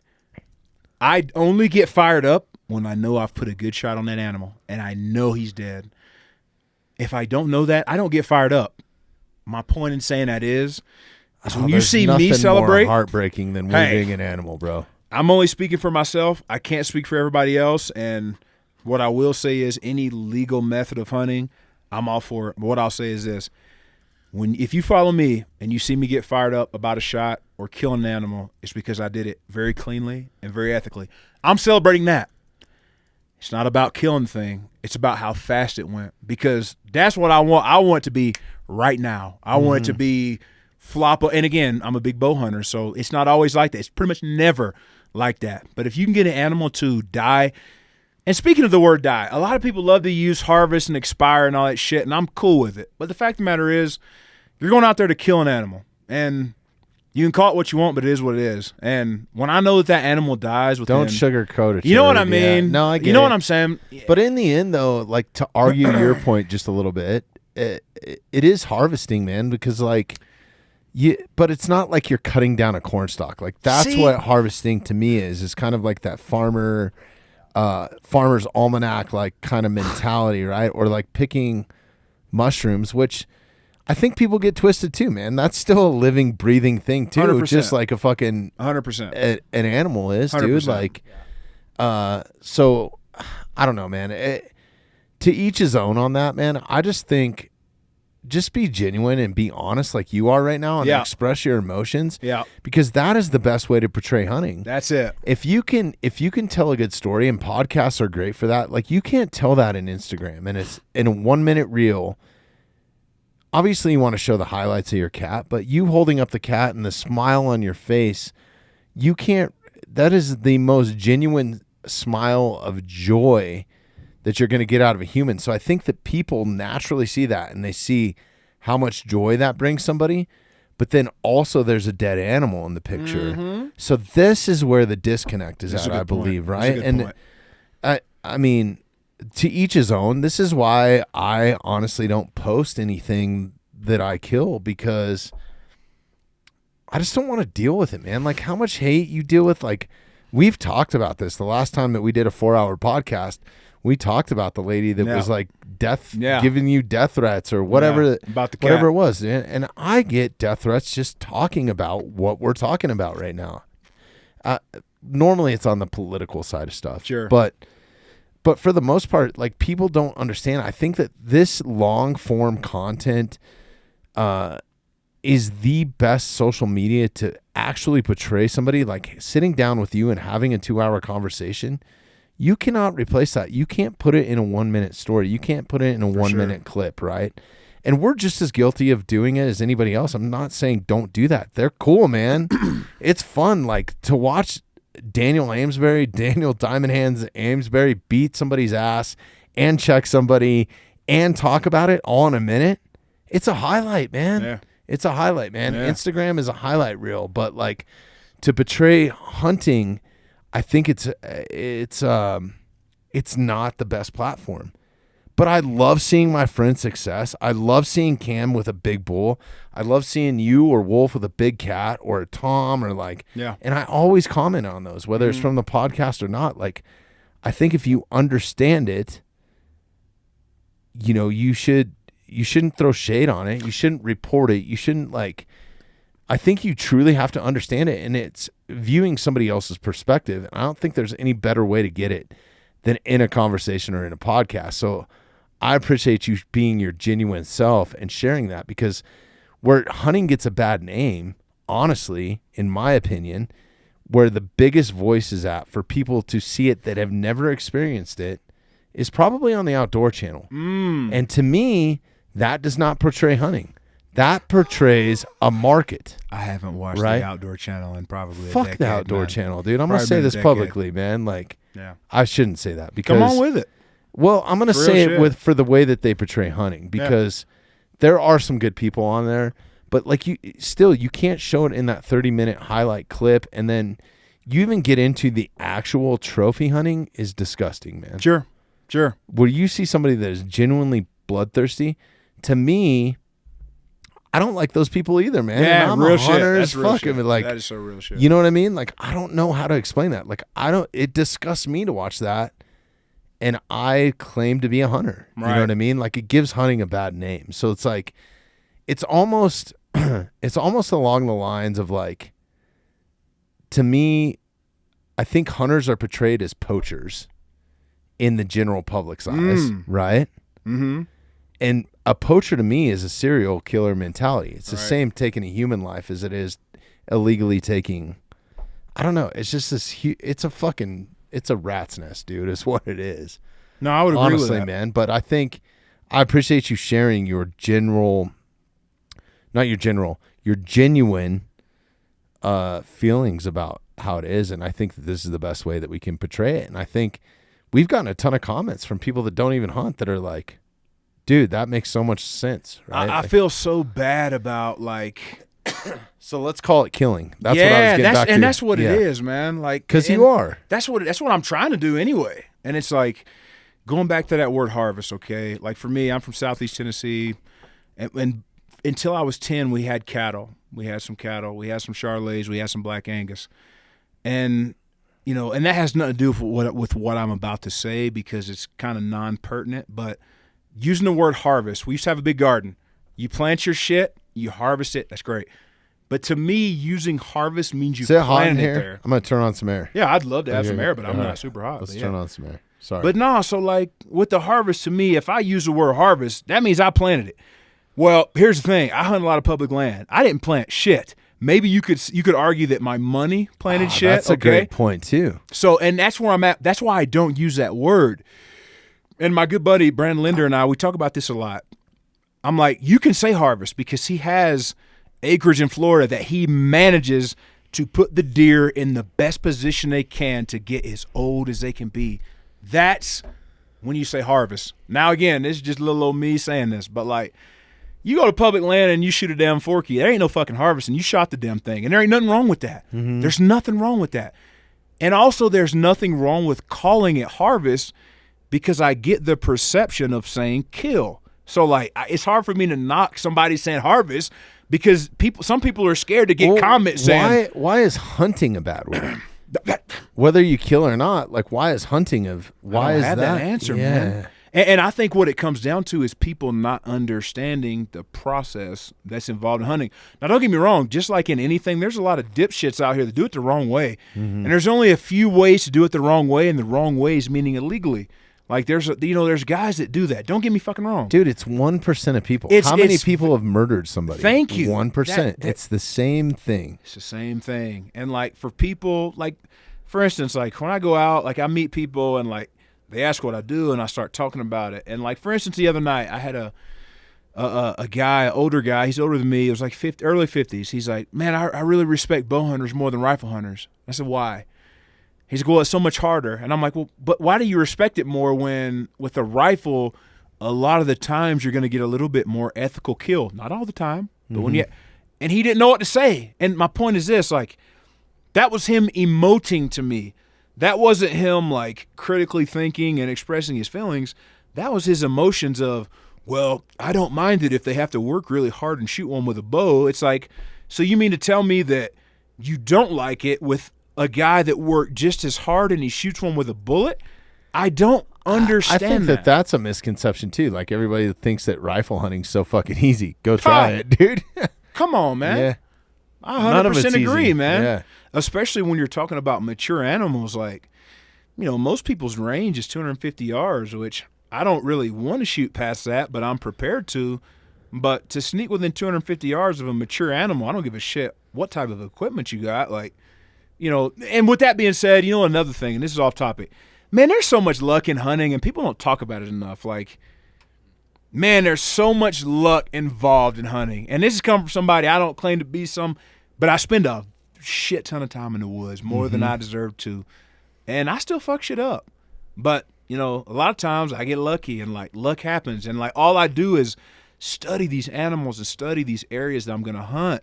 My point is I'm all in on killing these animals, and sometimes they don't happen.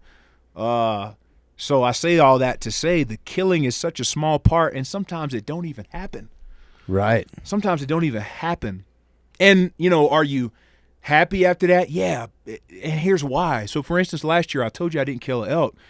But when I left my OTC unit after 22 days of hunting, I was like, God dog it, I want to go back in. I did end up going back in. But on the way home, I'm like, number one, I feel like shit, but I'm like, man, I don't know what it was about being out there and struggling like that just fired me up, and I like wanted to get back in there. So I come out, I get a massage, get my back cracked, and I go right back in. But like, there's something to be said about the struggle of elk hunting. With that being said, are there some guys that come out and they shoot them right from the tent? Yeah, it happens. Yeah. But to bank on that is pretty negligent, if you ask me. If you really want to kill an elk, you need to go into it expecting it to be one of the hardest things you ever done in your life. Because I've done some hard shit, and you know, some of the feelings that I've had on the mountain from a physical standpoint, they've been very, very brutal and very, very tough. Now, the reason I only spoke about the physical part is the mental part was ingrained in me a long time ago from football. And I'm not highlighting myself, I'm just being real. But that mental aspect of ain't nothing gonna motherfucking break me, and that's just what it is, whether it's right, wrong, or indifferent. Especially That's the gonna be with me position till you I played. die, man. You know what I mean? So like, it's just mentally I'm all I don't good. think people realize the physicality, man. Like I don't. Well, it comes down to, like I said, nobody knows anything about O-line. There's a word, esoteric, meaning not much is known about, like very little known. Offensive line and hunting, you compartmentalize them. Yeah. Compartmentalize, however the fuck you say it, into that category of esoteric. Compartmental. Not I many can't people say know now. about it, It's not right? the- yeah. Compartmentalize, whatever the hell you want. But like, not many people know about it. And like, I feel like, well, let me put it to you like this. I've took a lot of people hunting for the first time in their life, first time they've ever been. I've never had nobody be like, that was awesome. Every single person I've took, whether we shot something, whether we didn't, was like, that was incredible. Let me know when I can come with you again. Why? It goes back to what I said about those experiences in the woods. We don't got to kill nothing. If we're sitting there on some turkeys, for instance, I took my buddy, a good buddy of mine, Alex Stewart. He ain't going to listen to this. That's a good buddy of mine. He's from Knoxville, Tennessee. God damn it, Alex! Subscribe Yeah, he's not to a hunter. the mountainside. No, he's not a dude. hunter, so he ain't gonna listen. Or he's not even an outdoorsman. But so when I went back home, You don't have to be an outdoorsman to listen to this. We love you all that don't. But like, Yeah. so I go back home to Tennessee to hunt turkeys because that's where I'm from, and I meet up with a buddy of mine named Alex Stewart. Played side by side with this fucker in college, fellow offensive lineman, Middle Tennessee. He's like, man, I want to go hunting. I said, fucking, let's go. So we go hunting, and the first day was brutal. We don't hear nothing. We go to my buddy's lease, old timer buddy of mine, 76 years old, grew up with him. Anyway, we go into his lease, we don't hear nothing. I call, and anyway, we don't hear nothing. So the next day we go in and we get on a damn bird. And like, just seeing his face, like, because we were, I don't know, 100 yards from this bird on the roost, and just to see him shake and like see his face, because I know he's never done nothing like that. And I know he didn't expect to feel like that. But like, to see that, I was just over there giggling because I'm like, you could take anybody out here and we don't have to kill the turkey that's on that limb 100 yards away. But how many people have been sitting 100 yards from a wild turkeys, and hear them gobbling, and you're in expectation of they're going to pitch down and they're going to come to my calling? It's a cool fucking feeling, man. Yeah. And, you know, you don't have to shoot the fucking thing. With that being said, I want to, but you don't have to shoot the thing to have a hell of a time, man. Like, I love. For me, it's the adversity that Oh. I face, man. Like, after you can attest to this, after being spiked out for like 5 or 6 days and you actually come home, man, does a fucking shower feel good, dude? Like your own shower, like. Yeah.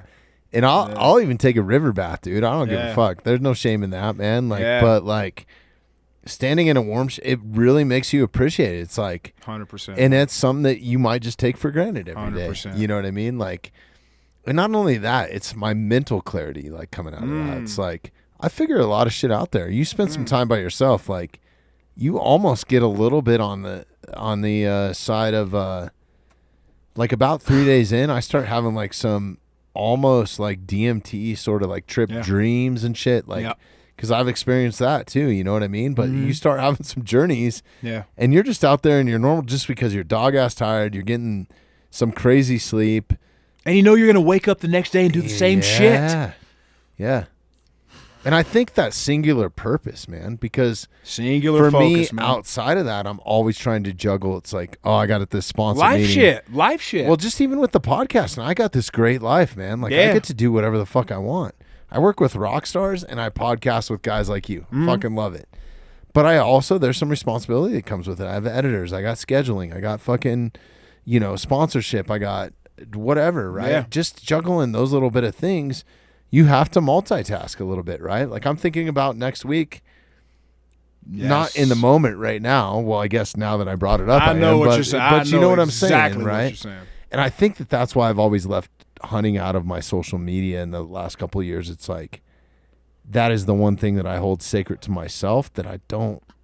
Man, there's a whole another sort of weight that comes to it when you're trying to do it like a Derek Wolf or something where you have like a hunting show and you're trying to bring a camera crew with you and capture it. Yeah. That's a whole nother thing, dude. Like You're that's a whole nother right. set of stress. It's like You're 100%. that would right. take all the fun out of it for me, man. Like You're exactly right. And I'm going to say this possibly prematurely because I don't know what my future holds, but what I'll say is this.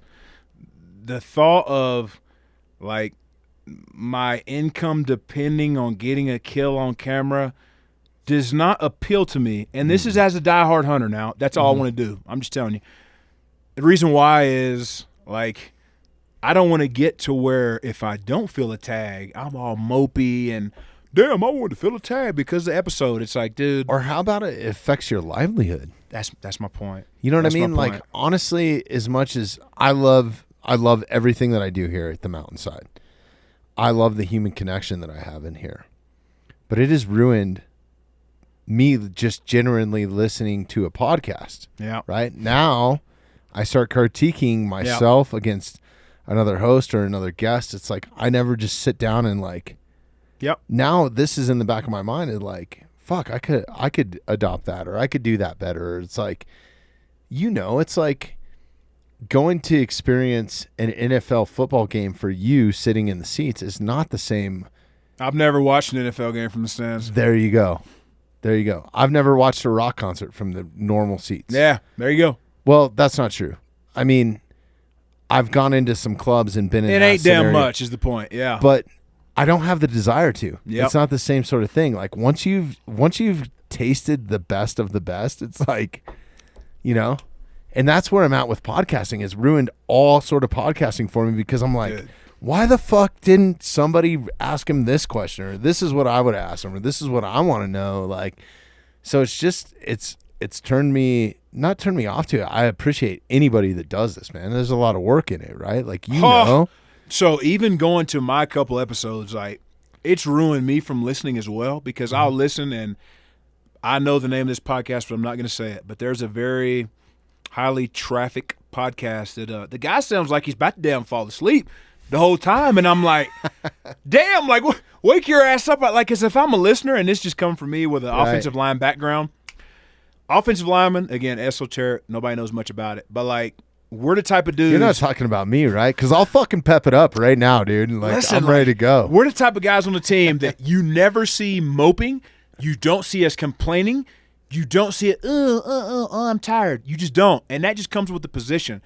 And, I'm not saying that's right or wrong. I'm just saying why I feel like I do.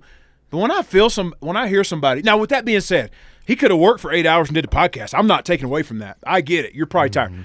But it's like, fuck, for an hour and a half, you can't just wake your ass up. Because as a listener, and this is just me, if I'm listening to something and the guy sounds sleepy, I'm like, well, does he give that much of a shit about it? Right. So, like, again, even in my couple episodes, one thing I will say, and I know it's a fact, like I fired up to talk about hunting, just like how we're sitting here talking about right now. I love to do it. That's And, honestly why we haven't. That's been the model that I've adopted too. It's like, out of everything that you've done in your NFL career, we could have made this an NFL podcast. But Yeah. how much have we talked Oh, about fuck. 20 seconds? it? 1%. Yeah. Exactly. And that's how I am as a dude. Like, when I meet people, usually they ask, what did you play? What did you do? Blah, blah, blah, 'cause I'm a big guy. And I'll tell them, but, like, usually I change the subject. Let's talk about some other shit. Yeah. And, like, how do I explain this? Honestly, it's like in defense because I don't want to talk about the football shit because there's been some times when I talk about it with people that don't know their ass from a hole in the ground when it comes to NFL and they say some dumb shit.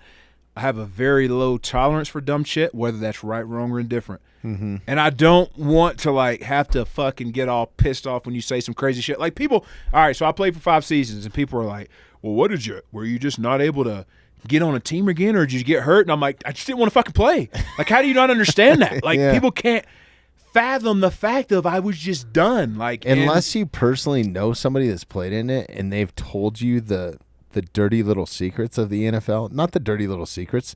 There are no dirty little secrets. It's just the work is unbelievable. Like, I don't think people realize, like, when they say, I want to be a UFC fighter or I want to be an NFL fucking better devote your life to it. dude. You got to devote your life to it. You do, even at a college level, because I Yeah. watched my friends go from playing high school football, where we were, and even my kid is experiencing this now. Like, when I played sports as a kid, it was like seasonal, so I only played football in this fall. Yep. That was it. God damn, this team that he made that I thought he wasn't going to make out of 300 kids, we signed him up for spring soccer because we thought he wasn't going to make the team. And football takes precedent. I mean, he basically signed a fucking contract saying that Yeah. he would be at X amount. Yep.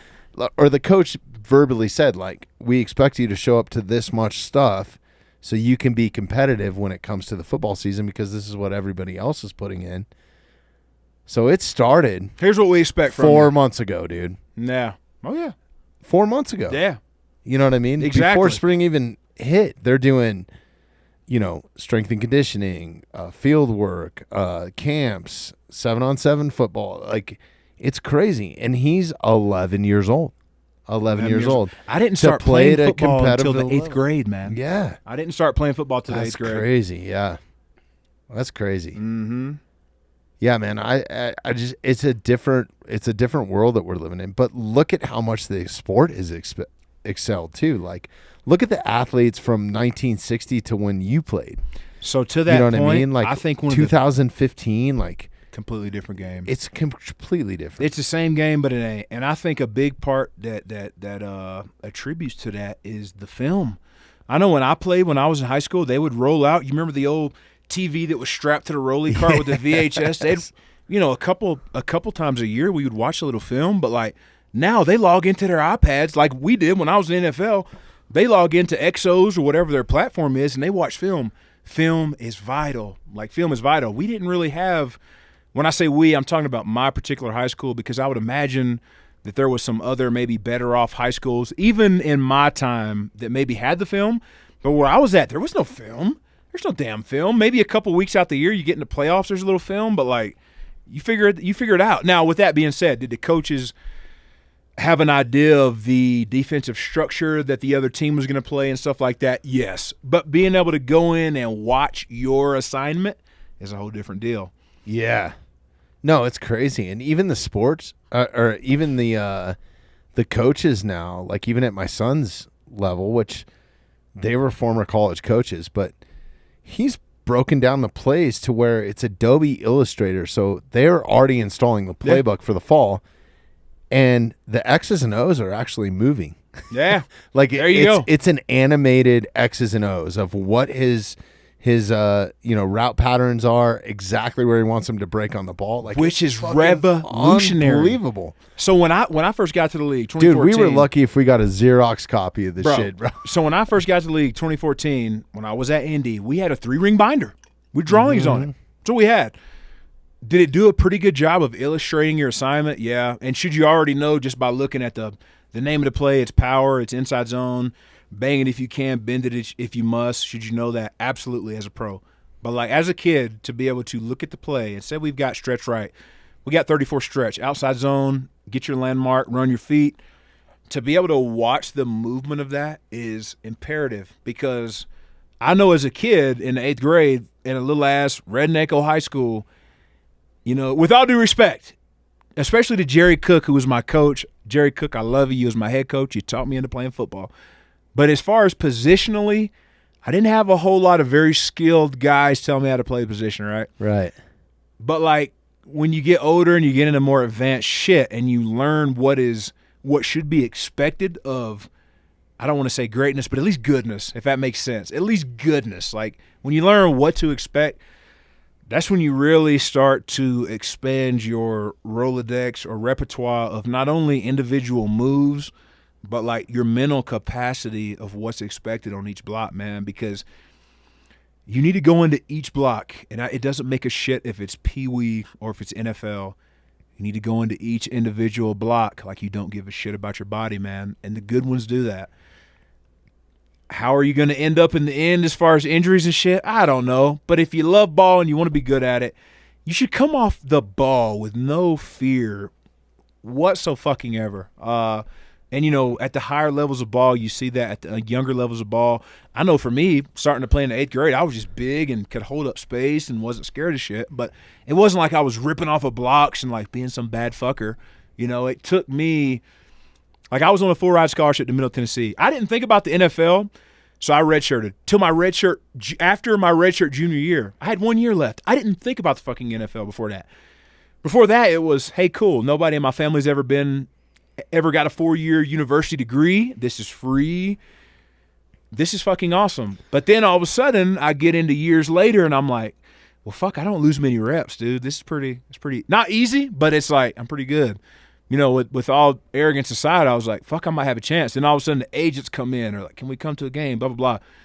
But my point is this, and there's more than one way to skin a cat. But when I went to college, I wasn't thinking, this is my pipeline to the NFL. I was fucking thinking that. I went to MTSU. You think I went to MTSU as a pipeline? It wasn't what I was fucking thinking. I went to MTSU because my good buddy went there, and he showed me a great time on my visit. It was a hell of a time. So my good buddy that I played with, he was a year older than me, so I played with him for 3 years in high school. Brandon McElroy, shout out to him. I was just at his house a month ago. Oh, no shit. It's my dog. We played together for 3 years in high school and 3 years in college. Think about on the O-line, side by side. That's my dog. That's awesome.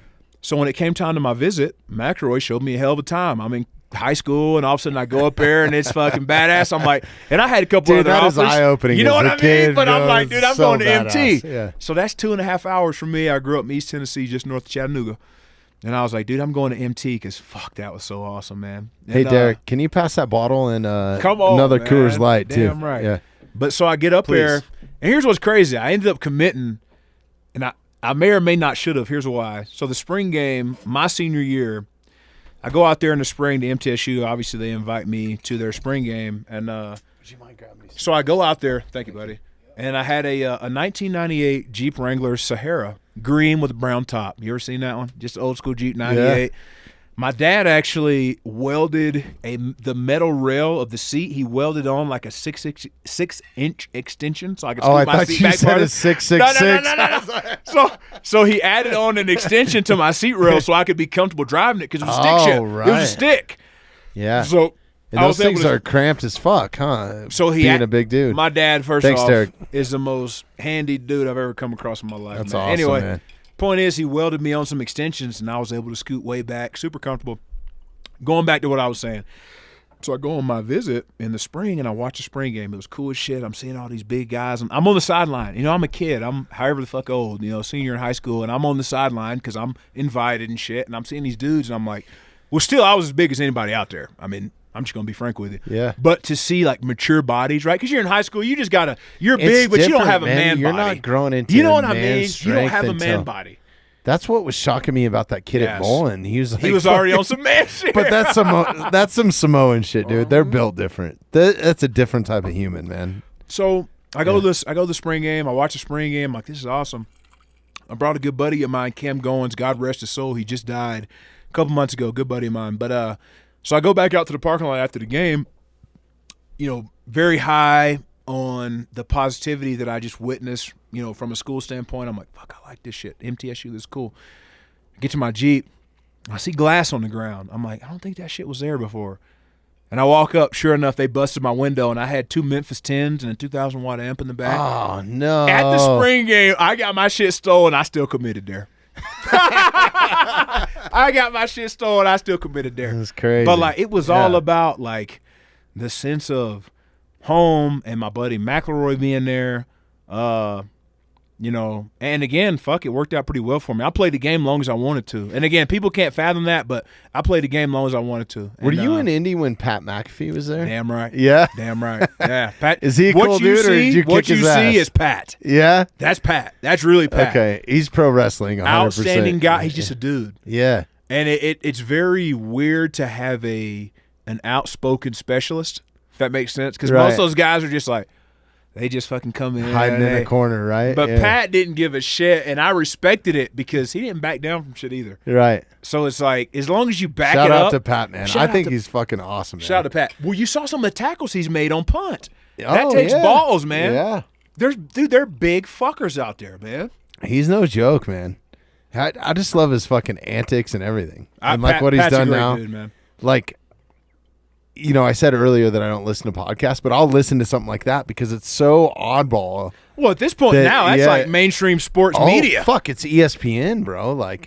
He took it from 5 episodes to fucking ESPN mainstream. That's the type of character he is. I'm so happy for him because that's badass. He earns it because when you watch him talk, every episode he speaks with real passion, real knowledge, albeit he's a specialist, but he's been around the game. I respect a guy like that that's been there and done it, opposed to a talking head who maybe, and I'm not going to mention no names, but maybe he's covered sports for a long time, but he's never played the sport at a high level. Because, listen, when you get in the locker room, okay, for instance, have you noticed sometimes when you see an interview with a player, they're in their towel, they just got out the shower? That's because media time is right after practice. Okay, here's why I say that. You'll get a guy that all of a sudden they're getting interviewed. Maybe they get a little bit of an attitude, or maybe they're super high, and that's because they either had a shitty practice or they had a great practice or something like that, because it means so much to us every day of the week. Sunday's great and you need to perform, but I want to perform on Mondays is our off day. Tuesday, Wednesday, Thursday, Friday. I want to perform every single day because it's my life. It's my job. So if a guy has 2 missed assignments, okay, a missed assignment is, say I'm a right guard, we've got 34 power coming my way. We got a good double team to the wheel. This would never happen. But if I just fuck up and forget the 3 technique and just go to the wheel, that's a missed assignment or a double minus. That's a bad deal. That will get you cut quicker than anything. And fuck, where did I lose my train of thought? Where are we going with this? It's not having your head right. Dude, you have to go into every day like your job depends on it. Like, for instance, the first time I ever got cut. Like Tom Brady says, laser focus. Laser focus. Bro, my first year in the league. Did you watch his roast? I didn't, but I watched highlights of it. You got to watch it. I watched highlights of it. Yeah. It's good. All right, sorry. No. But, bro, so I get cut for the first time in 2014 from Indy. I'm at Home Depot, and I grabbed some spider spray. Well, I got spider spray because I just closed a deal on a rental home that had been sitting for a couple months. But there were some spiders that I noticed in the garage. So I'm like, I'm going to kill them. So I went and got some spider spray. Well, I'm in Home Depot about to check out. Bring, bring, bring. My phone's ringing. It's like a 314 number, whatever the hell Indy is. Unknown number. I'm like, fuck. This is not good. I answer it. Hello. Hey, is this Josh? I'm like, yeah. Hey, so Mr. Grigson wants to see you upstairs. You might want to bring your iPad. That's just what it is. And I knew it. And I was prepared from the standpoint of, I don't know what the percentage is, but most guys get cut at some point in their career. It's just what it is. It's unbelievable for you to play the amount of time that you did. I was undrafted, bro. 10 years in the league, right? 5. But my point is this. Yeah, my point is this. When you're undrafted, bro, so, and again, there's some bias here because I was undrafted, but there's not a lot of room for error. Here's what I mean. You can have a guy that got drafted in the first or second round, and he could come in and not be playing quite as well as you expect, but they're going to retain him on the team. Why? Because if you cut your first-round pick, it makes you look like shit. Did you not take the time to get the right damn person, right? But if you cut an undrafted free agent, who gives a shit? He's a UDFA. like, forgive me if I'm wrong. I'm just thinking out loud. It goes the same with like your superstars, right? Like you don't want to be the team that cut Tom Brady and then he goes to Tampa Bay and fucking balls, right? So like, and I hate to say it, man, your position is a very short-lived position. You guys are fucking in the trenches. You're taking the most physical abuse from the biggest motherfuckers, the strongest dudes. Baddest dudes on the field, man. Baddest dudes on the field, right? And then, I hate to say it, man, they're not the most like glamorized. They're not your Patrick Surtains or your Von Millers or your Mike Allstotts or like it's I just feel like it's an undesirable. Yes, that's a great word. It's an undesirable position, Hey. to the point that even me playing high school ball, I was like, yo, I don't want to play O-line. I want to play D-end. You want to play I so you want get to some fucking shine. kill. You want to get some shine. Yeah. And you nailed it on the head. It's like, all right, so you have your interior line and you have your tackles, right? Your tackles are on the Yeah. edge. I have starts at left tackle in the National Football League. That's one of the hardest positions in sports. It's fucking difficult, Unbelievable, man. With that being said, the only reason I say Dealing with that, missiles, bro.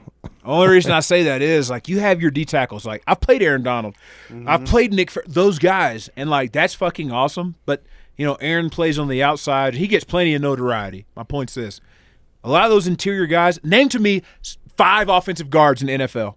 You can't, right? Name 5 of them. Fuck, man. Yeah, hey, that's my point. Yeah. That's my point. So what that means is like, are those guys getting the credit? No, but like, bro, they're handling. It's a fucking fight now. Yeah. I'm talking about from the start to the end, and it's every play. Every play. You notice that offensive linemen are on the offense, besides the quarterback, that's the only position that you don't see tapping their head, trying to get a substitute to come in and give them a blow. Mm-hmm. If you notice that, you don't say, hey, I'm tired. Defensive linemen, they go, I'm tired. Let me get it. You don't do that as an offensive lineman. No, hell no. You just don't do that. And why? I don't know. It's just part of the position. You just go. Right. And that's different from any position other than quarterback. You've never seen a quarterback go, oh, come get me. You've never seen that. But that's the only position. Think about it. That's the only position where you ain't seen that. Think about that shit. No. Running backs, hey. Receivers, hey. Fullback, hey. D tackle, hey. D end, hey. Linebacker, hey. Not happening at guard. Hey, you better until you came, which is why I love what I used to do. Like, just because of how hard it was, it's like until you can't go, which is a fuck. Like you got to really be hurt. Until you can't go, you just go. You just go. Hell yeah. And it's cool as shit, man. Especially like when you get done, you look back at it. It's like I should not have been doing that, but I did it, and it's badass. And because here's the thing, man. Like I care a lot more about what my teammates got to say about me than some average motherfucker that sits on the couch. It doesn't and matter watches about TV. any of those. I other don't guys. care Yeah. because I know they don't know what the fuck right. they're talking about. You want to be respected by your peers. That's how I feel about the podcast world. Then we man. got the It's same like, shit, right? I It's don't the care same about shit. who's listening or who's commenting or whatever. It's like I want to be respected by my peers. So It's the same exact Cheers to shit. that. And especially as it pertains to offensive line. Like, say you finish a game. Like, for instance, I started a game at left tackle in London against the Philadelphia Eagles. Fletcher Cox, Brandon Graham, all those guys. After the game, I had offensive linemen coming up to me because they understood the situation. So I'm an interior lineman. I'm a fuck you guard, road grading. Let's fucking run it. With that being said, road grading. the older I got, the more my body matured, and the more I was able to handle an outside position, which was left tackle. I have a couple starts at left tackle. But when you have offensive linemen, starters from the Philadelphia Eagles that come up to you after the game in London, and they're like, dude, that was fucking cool. And here's why they say that. Because a lot of those guys know what it's like to play out of position. I'm not a left fucking tackle. I'm a guard. With that being said, I'm long enough and big enough and lean enough and quick enough to play it, but to not have any experience and I'm not highlighting myself, but to step into that position and to be able to play it, anybody that knows their shit, they're like, whoa. Why? Because left tackle's fucking hard, man. It's fucking hard. Even, like, so we were on the road. Well, we're in London, so we're both on the road. But, like, okay, silent count. Like, it's one thing to just be at home in Lambeau Field, right, as a Packer. It is the next Listen, level, man. It's one thing to be at home and it's like, ready to go hit one. Hey, let's hut. Boom. Okay, you go. it's another thing to be in Kansas City, Game 3, Jacksonville's 3-0, Kansas City's 3-0. The backup left tackle, he's banged up. I'm the swing guard, but the backup tackle goes out. I've got tackle duties. Backup tackle gets hurt. I go in. It's raining. 2017, 2018, both teams 3-0. You remember 2017? All of a sudden, Jags got good, really good. Saxonville, I was on that fucking football team. I know you were. So the next year, like we're playing the Chiefs, we're both 3-0. That's in the Broncos league too, man. I'm a diehard Broncos fan, so. So I get there and fucking, I have to go in, but I'm thinking like, damn, like how many people that are alive right now on earth that are not a left tackle get thrust into that position and they're able to serviceably play that position. There's not, and again, I ain't highlighting myself. Fuck all that. I don't get down like that. But like to be able to do it, that shit ain't normal, man. But like, and the reason I was able to do it is because as a guard, like your mindset, a good guard. I'm not saying I was the best guard, but like as a good guard, your mindset is I don't give a fuck in the world who lines up against me. What's the play? I'm going to knock fire from this 3 technique or this shade, and I'm going to get up to the backer. I don't care what it takes. So when I go to tackle, it's like, fuck, here's Jadeveon Clowney. Here's Brandon Graham. I don't fucking give a shit. I don't care. It's not even a name at that point, right? It's just a Everybody's good. Yeah. Once you get to that – so here's what I'll say. Like in the summer, and this is with all due respect for anybody that gets a mini camp invite or a training camp invite, anything like that. Here's why I say that. In the summer, there's like a 90-man roster, right? It's a lot of guys. There's some of those guys that they don't need to be there, man. Yeah. I'm just going to be frank with you. That's the only time I run into people that I'm like, dude, he fucking sucks. Now, that's me saying that. To most guys, he's probably going to run over you. And I'm not highlighting myself. I'm just being real. My point's this. When you get in the summer and there's all those invites, there's like 90 guys. There's some guys there that are going to get cut. It's a 53-man roster in the season. Yeah. 63 with the 10 practice squad players, right? So that's cutting 30 guys, right? Essentially, somewhere in there. And that's every NFL team. That's every NFL so team. how many hundreds of guys, right? That's my point. Yeah.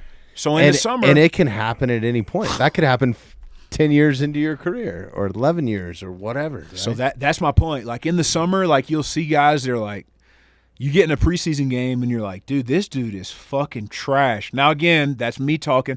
To most people, he's going to rip your fucking throat out. Now, with that being said, you're like, dude, he's slow. Like, most people would look at a guy that's 6'8", 350 and be like, I'd hate to do. I love those big guys. I would rather have a big guy than a guy that's 6'2", 350 that can bend. Why? Because it's all about leverage. I'm just a little shy of 6'6". Right. So when I play a 6'1" D tackle, that sucks.